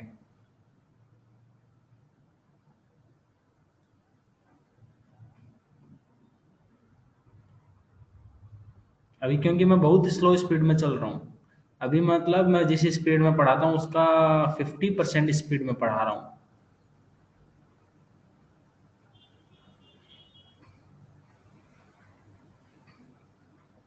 चलिए अब हम इसके कुछ एग्जाम्पल्स करते हैं। फॉर एग्जाम्पल जैसे कि compare the size of following, जैसे कि पहला मैंने आपको दिया oxygen minus, oxygen 2 minus, fluorine minus, nitrogen 3 minus, iodine I plus, I minus. Okay चलिए फर्स्ट सेकंड, ये आपके पास 4 क्वेश्चन हो गए एक ही क्वेश्चन में, तो इसको जल्दी से नोट करिए और सॉल्व करिए।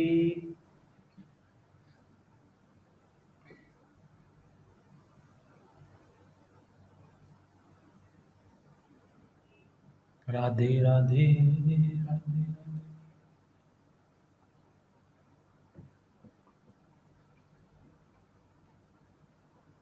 समझा क्या, नोट कर लिया बेटा आदित्य।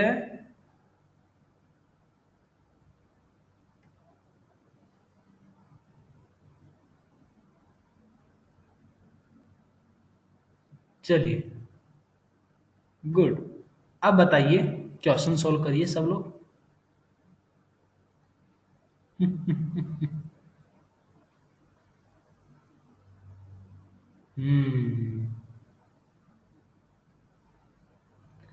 पहले वाला oxygen, oxygen minus, oxygen 2 minus, सबसे बड़ा साइज किसका? ऑक्सीजन 2 माइनस का, क्योंकि एनायन है भैया।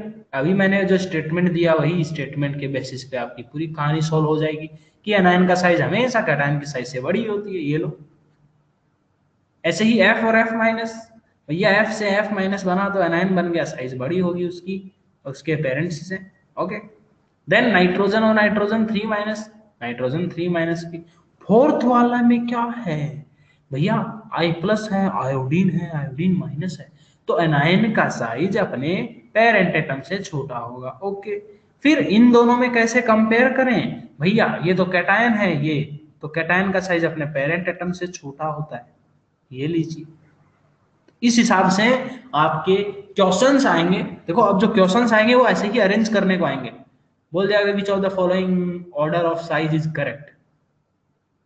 समझ रहे हो ना किस टाइप से क्वेश्चंस आएंगे? इन्हीं को कंपेयर करना रहेगा जो आपको लैंग्वेज में पूछा जाए। समझ सकते हैं? गुड, चलिए जल्दी से इसको नोट करिए।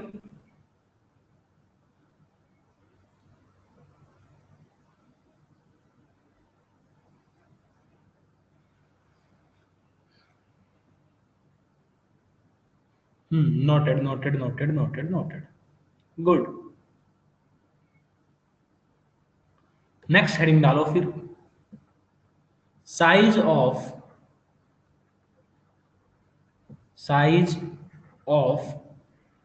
Iso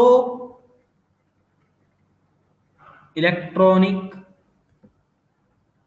species, size of isoelectronic species. सबसे पहले मेरे को ये बताइए बालक और बालिकाएं, आइसो इलेक्ट्रॉनिक स्पीसीज से आप क्या समझते हैं?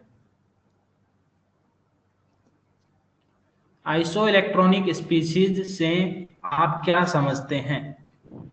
Same number of electrons. Number of electron, क्या?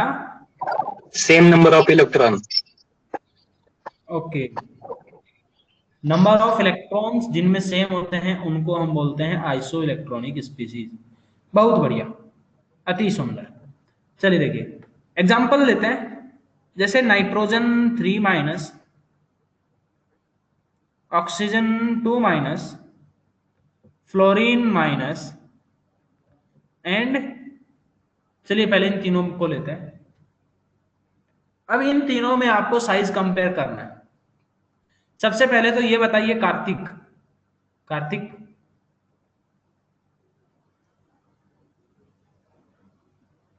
कार्तिक सो गए क्या? हाँ हाँ सर। चलो ये बताओ, नाइट्रोजन 3 माइनस में नंबर ऑफ इलेक्ट्रॉन्स 10 हाँ 10 10, ऑक्सीजन 2 माइनस में 10 10, ओके, F माइनस के अंदर 10। 10, ओके। क्या तीनों आइसो इलेक्ट्रॉनिक हैं? हाँ ओके, चलिए अब एक काम करो, आप प्रोटॉन्स बताइए। नाइट्रोजन 3 माइनस में प्रोटॉन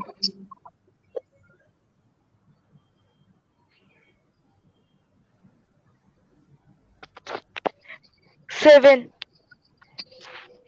ओके, ऑक्सीजन 2 माइनस में 8, 8, F माइनस में 9, 9, ओके। अब ये बताइए इन तीनों में किसकी साइज बड़ी होगी, किसकी साइज छोटी होगी? थोड़ा सोचिए, मैंने कहा सोचिए, ठीक है? तो चलिए सोचिए आप लोग, देखते हैं कौन सोचता है, कितने लोग दिमाग लगाते हैं। थोड़ा सोचो, उसके बाद मेरे को जवाब देना। जिसको जवाब देना हो वो अपना हैंड रेज करेगा, जिसको जवाब देना है वो अपना हैंड रेज करेगा, उसी से जवाब लूंगा, वरना और कोई नहीं बोलेगा।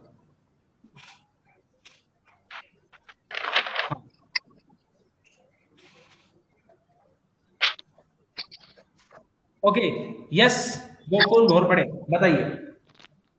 सर N3 माइनस का बड़ा होगा। N3 माइनस का साइज बड़ा होगा, क्यों बड़ा होगा? सर उसका एक मिनट,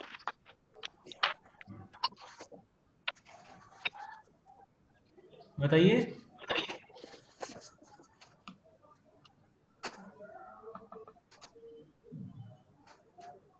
चलिए समृद्धि, हाँ बताइए, आप बताइए। सर फ्लोरीन का साइज बड़ा होगा क्योंकि उसमें इलेक्ट्रॉन्स जो है तो वो ज्यादा है एज कम्पेयर टू मीन्स अगर वो प्रोटॉन्स अपना जो अट्रैक्टिव फोर्स जो लगा रहे हैं उस पर उनके इलेक्ट्रॉन्स रिपल्शन। आराम से सोच लो एक बार, तसल्ली से, कोई दिक्कत नहीं है। चलो श्रेयस आप बताइए। सर N3 माइनस का बड़ा होगा। क्यों बड़ा होगा तो उसका साइज?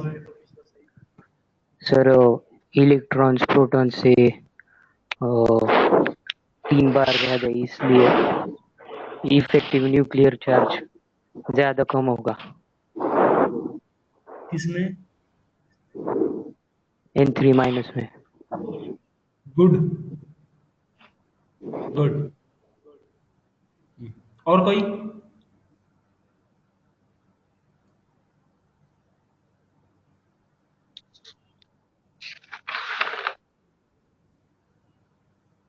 और कोई?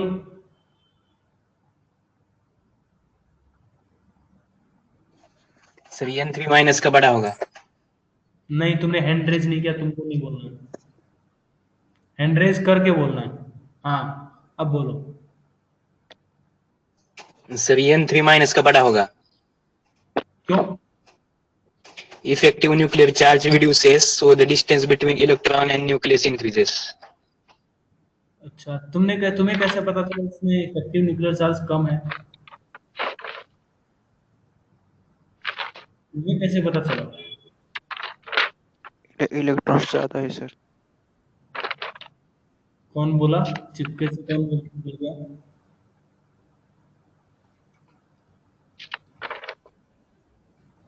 क्या ब्रह्मा जी आए थे क्या नींद में कि उसका इफेक्टिव न्यूक्लियर चार्ज जो है वो कम है, ऐसा ब्रह्मा जी आके बोल के गए क्या?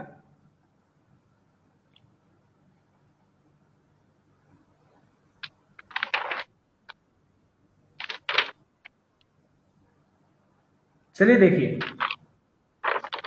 कुछ बच्चों ने कोशिश किया, अच्छा कोशिश किया, काफी बच्चे थोड़े, कुछ बच्चों ने नाम मतलब सही जगह तक पहुंचे, और कुछ बच्चे थोड़े कोशिश में थोड़े इधर उधर हो गए, कोई बात नहीं।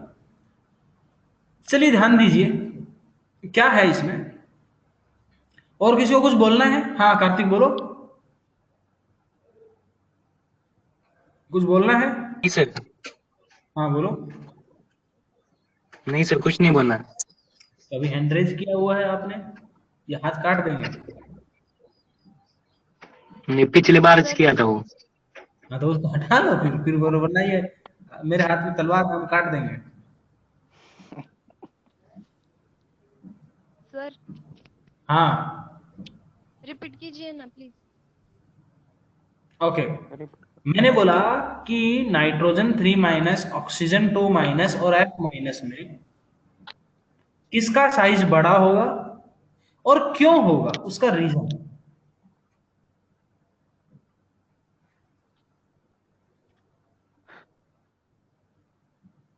मेरा क्वेश्चन ये था। सर N3 माइनस में स्क्रीनिंग इफेक्ट कम है। ओके, स्क्रीनिंग इफेक्ट तो बेटा नहीं बोल सकते तुम। स्क्रीनिंग इफेक्ट किससे निकालते हो? सिग्मा का वैल्यू। सिग्मा मतलब इलेक्ट्रॉन्स, सब में number of electrons same,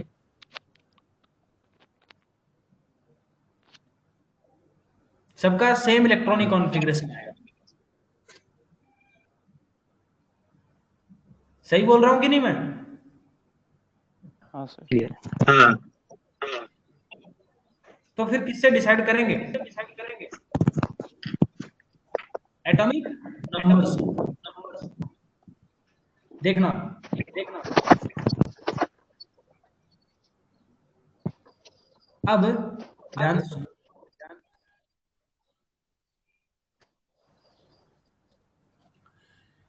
nitrogen 3 minus, oxygen 2 minus. हाँ तो अपना बंद करिए माइक, उससे अब नहीं हो रहा ना? नहीं हाँ, कोई तो है जिसकी वजह से इको होता है बार बार, मतलब उस आदमी के सर, कौन है?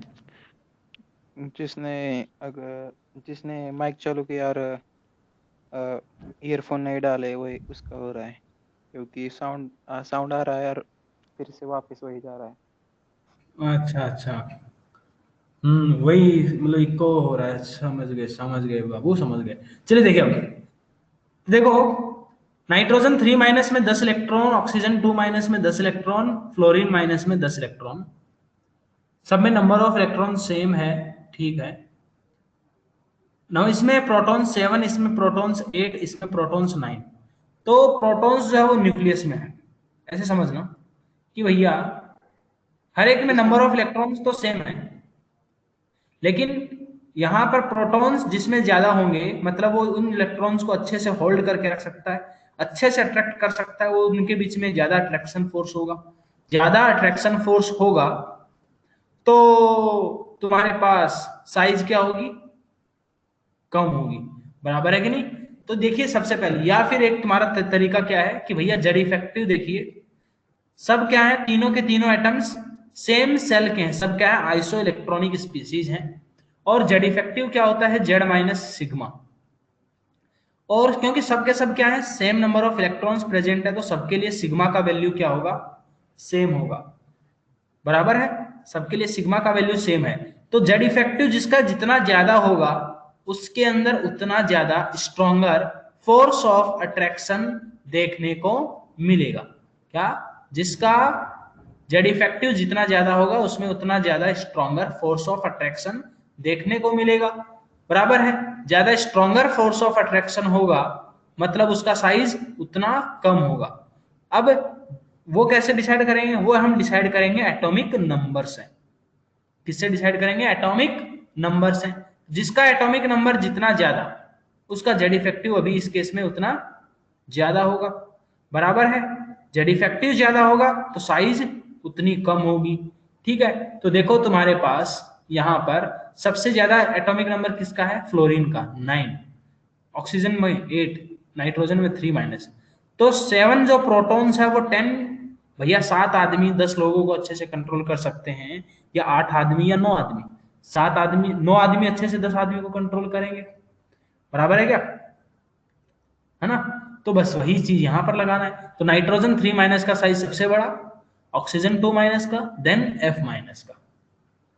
ओके, सबको समझ में आया ये चीज?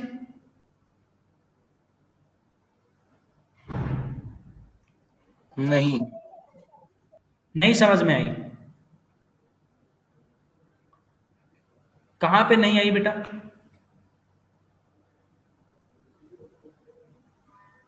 मैं फिर से रिपीट कर रहा हूं, बेटा मैंने क्या बोला कि सबके अंदर नंबर ऑफ इलेक्ट्रॉन्स क्या है? सेम है। सब में नंबर ऑफ इलेक्ट्रॉन्स क्या है? सेम है।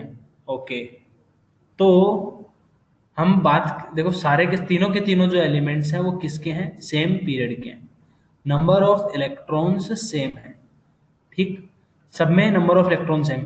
फिर प्रोटॉन्स डिफरेंट है, एक में 7 प्रोटॉन, एक में 8 प्रोटॉन, और एक में 9 प्रोटॉन। अब सिग्मा का वैल्यू जो होता है वो शील्डिंग स्क्रीनिंग इफेक्ट, रिपल्सन वाला, जो रिपल्सिव फोर्स है। तो नंबर ऑफ इलेक्ट्रॉन सेम है, मतलब रिपल्सिव फोर्सेस क्या लगेंगे? सब में सेम लगेंगे, समझे क्या? रिपल्सिव फोर्स क्या लगेगा? सब में सेम लगेगा, क्योंकि नंबर ऑफ इलेक्ट्रॉन्स क्या है? सेम है। अब बात करते हैं, तो ये तो हो गया सिग्मा का वैल्यू। सिग्मा सबके लिए क्या है? सेम है, ओके। फिर जेड का वैल्यू, जेड का वैल्यू तीनों के लिए डिफरेंट है, एटॉमिक नंबर का वैल्यू तीनों के लिए डिफरेंट है। तीनों के लिए एटॉमिक नंबर का वैल्यू डिफरेंट है, तो जिस तीनों का जेड इफेक्टिव भी डिफरेंट होगा। अब जेड इफेक्टिव ज्यादा किसका होगा? जिसका एटॉमिक नंबर ज्यादा होगा, फॉर्मूले से देख सकते हैं। जेड इफेक्टिव किसका ज्यादा होगा? जिसका एटॉमिक नंबर ज्यादा होगा। जेड इफेक्टिव ज्यादा है इसका मतलब क्या होता है? ज्यादा स्ट्रॉन्गर फोर्स ऑफ अट्रैक्शन। ज्यादा stronger force of attraction it means what? ज्यादा स्ट्रॉन्गर फोर्स ऑफ अट्रैक्शन इसका मतलब क्या? कि आपके पास जो साइज है वो क्या होगी? कम होगी। ठीक है, तो सबसे कम स्ट्रॉन्गर फोर्स ऑफ अट्रैक्शन किस में होगा? नाइट्रोजन 3- में, तो उसका साइज सबसे बड़ा। इसका जेड इफेक्टिव क्या होगा? सबसे ज्यादा। क्यों? क्योंकि इसका एटॉमिक नंबर क्या है? सबसे कम। फिर ऑक्सीजन 2-, फिर F-। समझे क्या? तो सबसे पहले आइसोइलेक्ट्रॉनिक स्पीशीज के अंदर हमको कभी भी निकालना है साइज, तो क्या कैसे निकालेंगे? कि जिसका एटॉमिक नंबर जितना ज्यादा होगा उसकी साइज उतनी कम होगी। ओके, चलिए अब इसके बारे में लिखते हैं फटाफट। जिसको नहीं समझ में आया था समझा क्या? Sir, हाँ, sir, how can we compare the size between isotopes? Like, isotopes के बीच में। yes, sir. आइसो आइसोटोप्स के अंदर बेटा नंबर ऑफ इलेक्ट्रॉन्स कहाँ सेम होते हैं?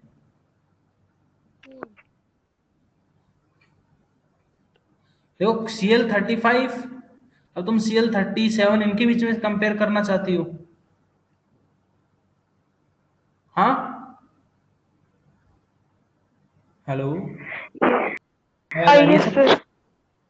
तो हाँ, तो इनमें साइज कंपेयर करना है, तो अब इनकी हम स्टेबिलिटी से चेक करेंगे।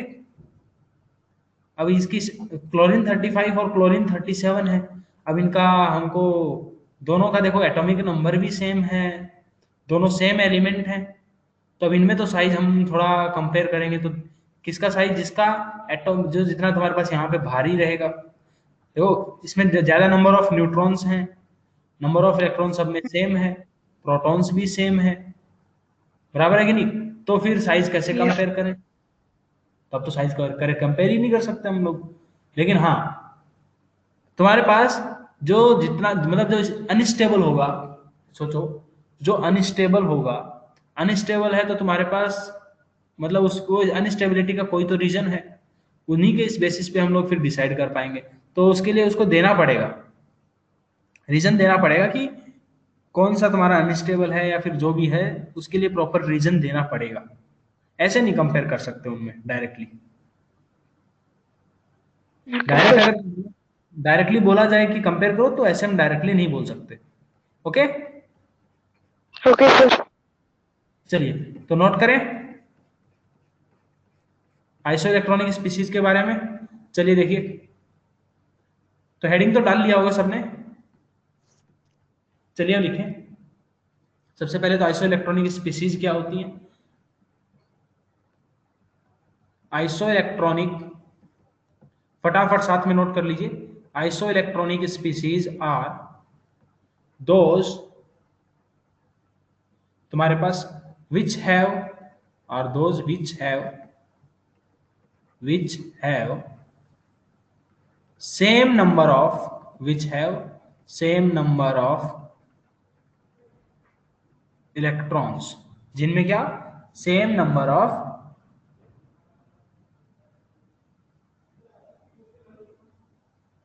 हाँ बेटा मैंने वही बोला, आइसो इलेक्ट्रॉनिक स्पीशीज क्या है? जिनमें सेम नंबर ऑफ इलेक्ट्रॉन्स होते हैं।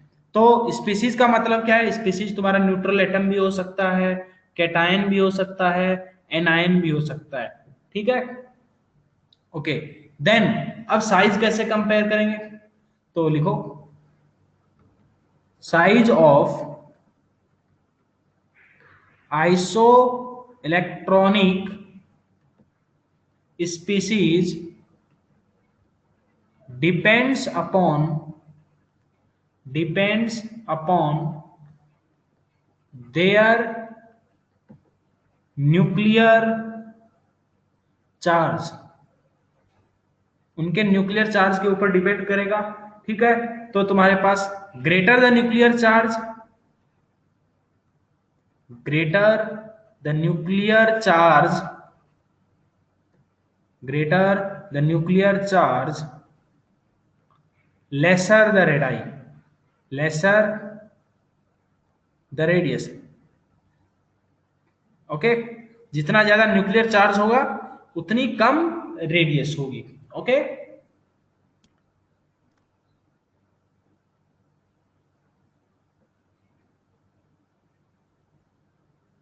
ये लो। तो अब देखिए एग्जांपल्स अगर हम बात करें तो देखो साइज ऑफ आइसो, सबसे पहले ये फॉर्मूला भी लिख लो। तो size of isoelectronic species, size of isoelectronic species is inversely proportional to किसके? Nuclear charge. न्यूक्लियर चार्ज मतलब number of protons, number of protons. जितने ज्यादा प्रोटॉन्स होंगे उसकी साइज उतनी कम होगी। या फिर मैं ये बोलूं 1/z/e रेशियो, जिसके लिए देखो ई तो सबके अंदर नंबर ऑफ इलेक्ट्रॉन तो सब में सेम है, तो जिसके लिए z का वैल्यू जितना ज्यादा उसका साइज उतना कम होगा आइसो इलेक्ट्रॉनिक के केस में। ओके, फटाफट इसको नोट करिए। अब इसके ऊपर बेस्ड कुछ क्वेश्चंस करते हैं आइसो इलेक्ट्रॉनिक के ऊपर।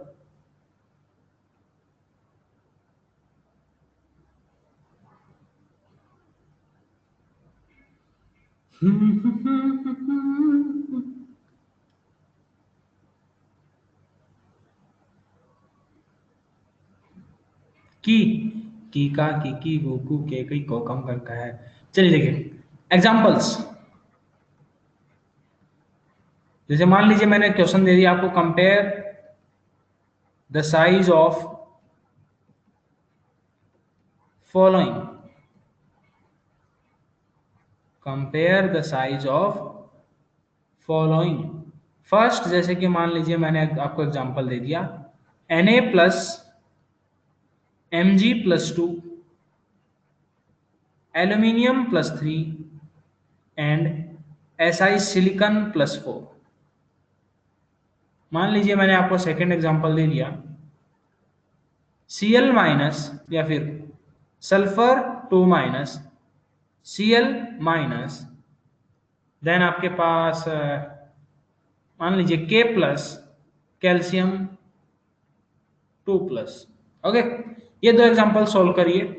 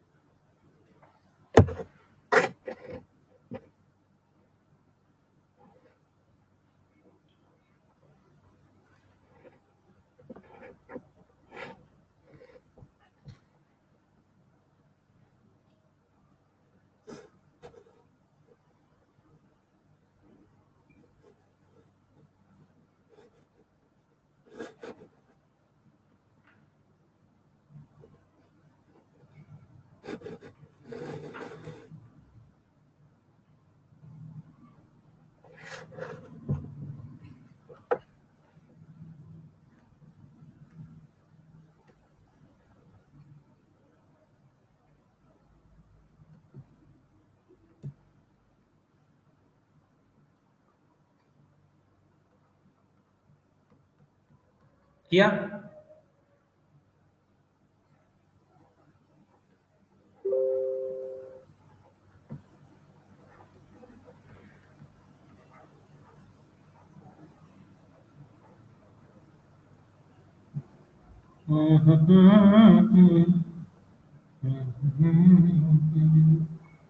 डन।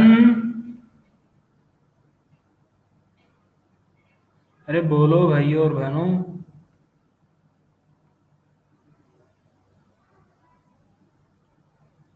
सॉल्व किया?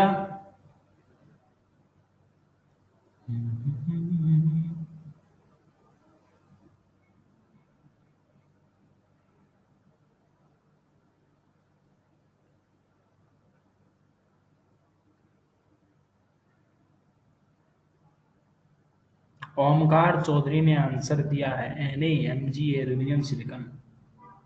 ओके, लेट्स सी, सबका आंसर आने दो तब पता चलेगा। भैया मेरे को तो पता ही नहीं है कि कौन सा सही है कौन सा गलत है। मैं तो तुम लोगों से भी सीख रहा हूं।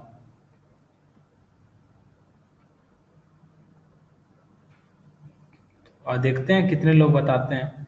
मैं तो मेजोरिटी के साथ जाऊंगा। अभी एक का आंसर आया है।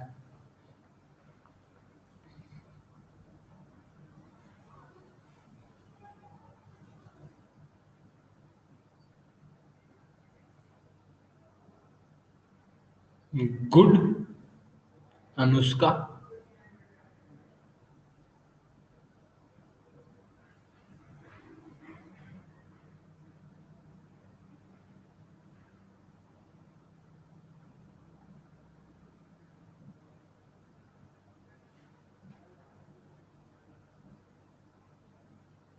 जल्दी करिए सब लोग, फास्ट। मेरे को आंसर दिखाई नहीं दे रहे हैं, केवल 2 बच्चों के आंसर आए। पहले वाले का आंसर तो जल्दी, फटाफट फटाफट आंसर, आंसर चाहिए मेरे को।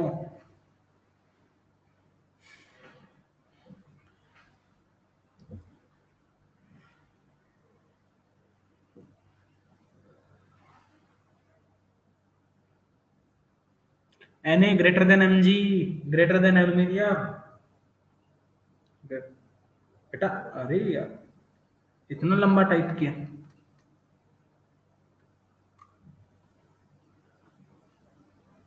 ओके, फर्स्ट वालों का बहुत कम बच्चों का आंसर आया है, बाकी लोग। चलो ध्रुवांकर का भी आंसर आया, लेकिन सीधा सेकंड का आंसर आया है।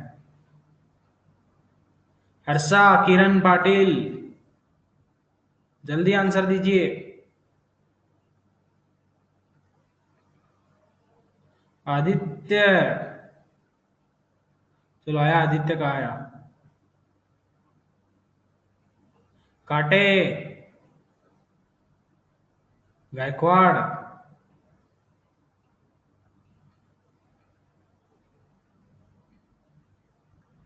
सो गए क्या? आंसर नहीं दे रहे हो?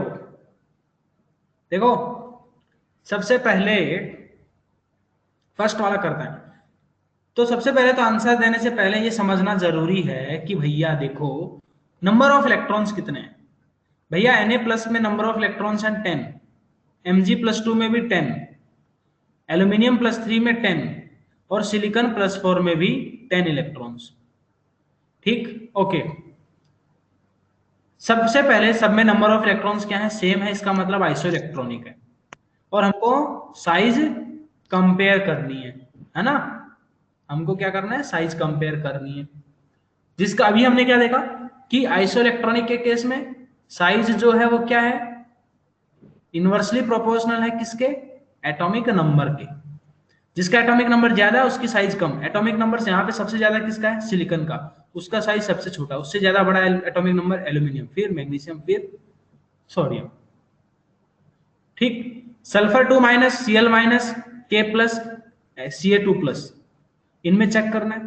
इनमें भी नंबर ऑफ इलेक्ट्रॉन सबसे पहले चेक करो। भैया सल्फर का एटॉमिक नंबर होता है 16, उसके अंदर 2 इलेक्ट्रॉन्स ऐड कर दो तो 18।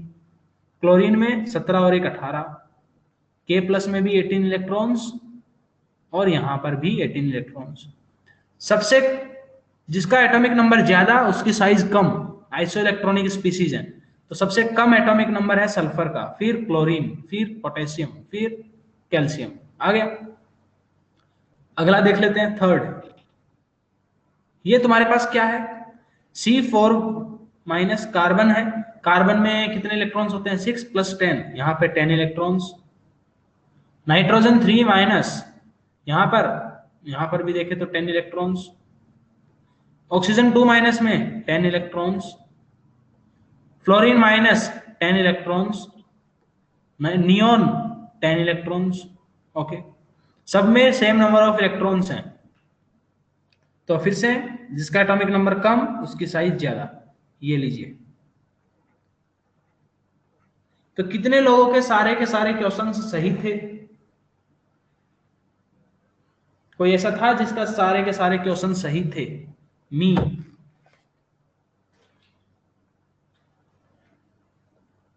पक्का?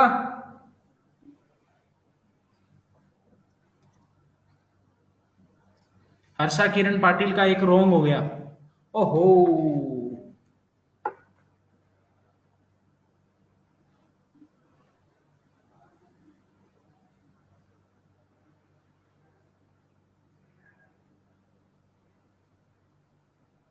चलिए गुड। नेक्स्ट अब हम बात करते हैं, नेक्स्ट हेडिंग डालिए, वेरिएशन ऑफ। ये यहां पर हमारे पास हर टाइप की एटॉमिक रेडियस खत्म होती है। अब हम इनकी वेरिएशन के बारे में पढ़ते हैं कि पीरियोडिक टेबल में जो साइज है वो कैसे वेरी करती है। सबसे पहले हम बात करते हैं वेरिएशन ऑफ, हेडिंग डालो, variation of atomic size in, बस सर भूख, अरे बेटा, in periodic table. Our right अभी भी हो रहा है श्रेयस?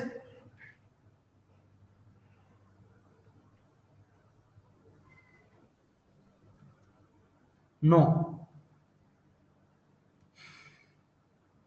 अच्छा तुम्हारा हो रहा है, पता नहीं कैसे हो रहा है। तो आज का क्लास तो फिर हम लोग यहीं पर एंड करते हैं, भूख लग गई है भाई लोगों को। तो अगली क्लास से, तुम लोगों का क्लास में ब्रेक होता है ना बीच में, 1:30 से पहले कौन सा क्लास होता है, कितने बजे होता है क्लास? 1:30 से पहले कितने बजे तक क्लास होता है? फिजिक्स का कितने बजे तक होता है?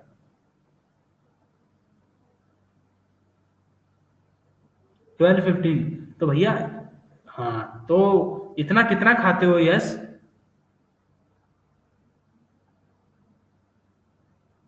यस कितना खाते हो?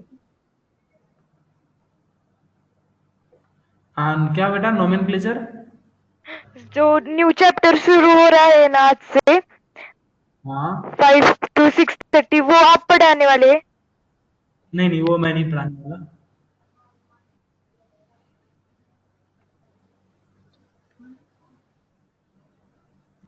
चलिए कोई बात नहीं, तो अभी इसको हम लोग अगली क्लास में पढ़ेंगे, ठीक है? इसको हम नेक्स्ट क्लास के अंदर पढ़ेंगे। Okay bye, good night, take care. Okay, तो अब किसी को कोई डाउट है आज की क्लास के अंदर, या फिर अभी तक जो भी कंसेप्ट पढ़ाया मैंने, या फिर कोई पुराना, कोई किसी ने नोट्स रिवाइज किए हो तो कोई डाउट आया हो, किसी भी टॉपिक में किसी भी तरह का कोई डाउट है तो पूछ लीजिए। किसी को कोई डाउट है? डाउट है तो रहिए, वरना दफा होइए।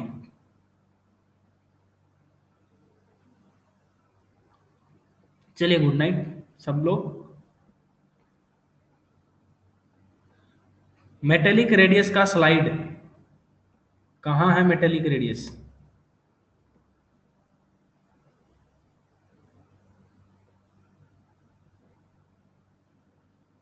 ले देखो। नियोन में से इलेक्ट्रॉन निकाल सकते हैं क्या? बेटा बहुत ज्यादा एनर्जी देनी पड़ेगी, बहुत ज्यादा एनर्जी देनी पड़ेगी तब निकाल सकते हैं। निकाल तो सकते हैं, बहुत ज्यादा एनर्जी प्रोवाइड करनी पड़ेगी, क्योंकि उसका जो इलेक्ट्रॉनिक कॉन्फ़िगरेशन होता है वो क्या होता है? स्टेबल इलेक्ट्रॉनिक कॉन्फ़िगरेशन होता है नियोन का। 2s2 2p6 होता है ना, कंप्लीटली फील्ड इलेक्ट्रॉनिक कॉन्फ़िगरेशन होता है जो कि हाईली स्टेबल होता है। तो इसलिए वहां से इलेक्ट्रॉन को निकालना क्या होगा? डिफिकल्ट होगा। ओके सर DPP5 सेंड कीजिए ना। हाँ आज मैं करता हूं। तो अभी आप सुनो आज का होमवर्क। अच्छा काफी लोग तो चले गए, होमवर्क बता देता हूं आपको, बाकी मैं ग्रुप में भी पोस्ट कर दूंगा। आपका होमवर्क है आज, फ्रॉम बुकलेट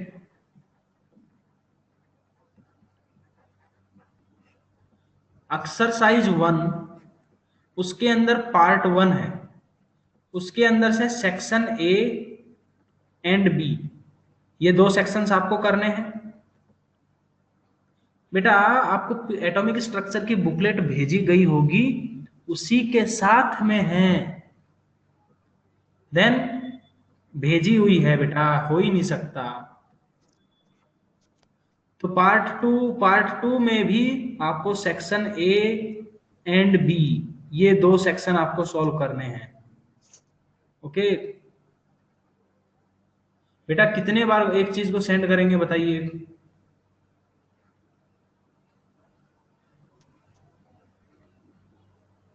फिर डीपीपी फिर वही सेंड करते रहेंगे, फिर डीपीपी कब तैयार करेंगे आपके लिए?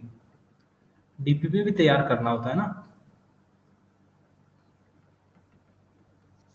कोई बात नहीं, चलो मैं भेज दूंगा, लेकिन फिर इस टाइम मैं लास्ट टाइम भेजूंगा एटॉमिक का, फिर मत बोलना कि सर फिर से भेजो। और अपने जो डीपीपी हैं उनको संभाल के रखो, फिर डीपीपी फिर से मांगा ना तो देख लेना, संभाल के रखो थोड़ा डीपीपी वगैरह। ओके चलिए, ये मैंने आज तुम लोग का होमवर्क बता दिया है, तो इसको सॉल्व कर लेना, अगली क्लास में कल डिस्कस करेंगे।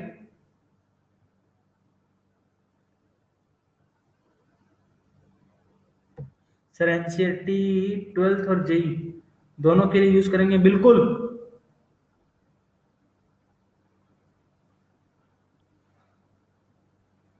और किसी को कुछ पूछना है या फिर हम लोग क्लास एंड करें? Okay then bye, good night. Okay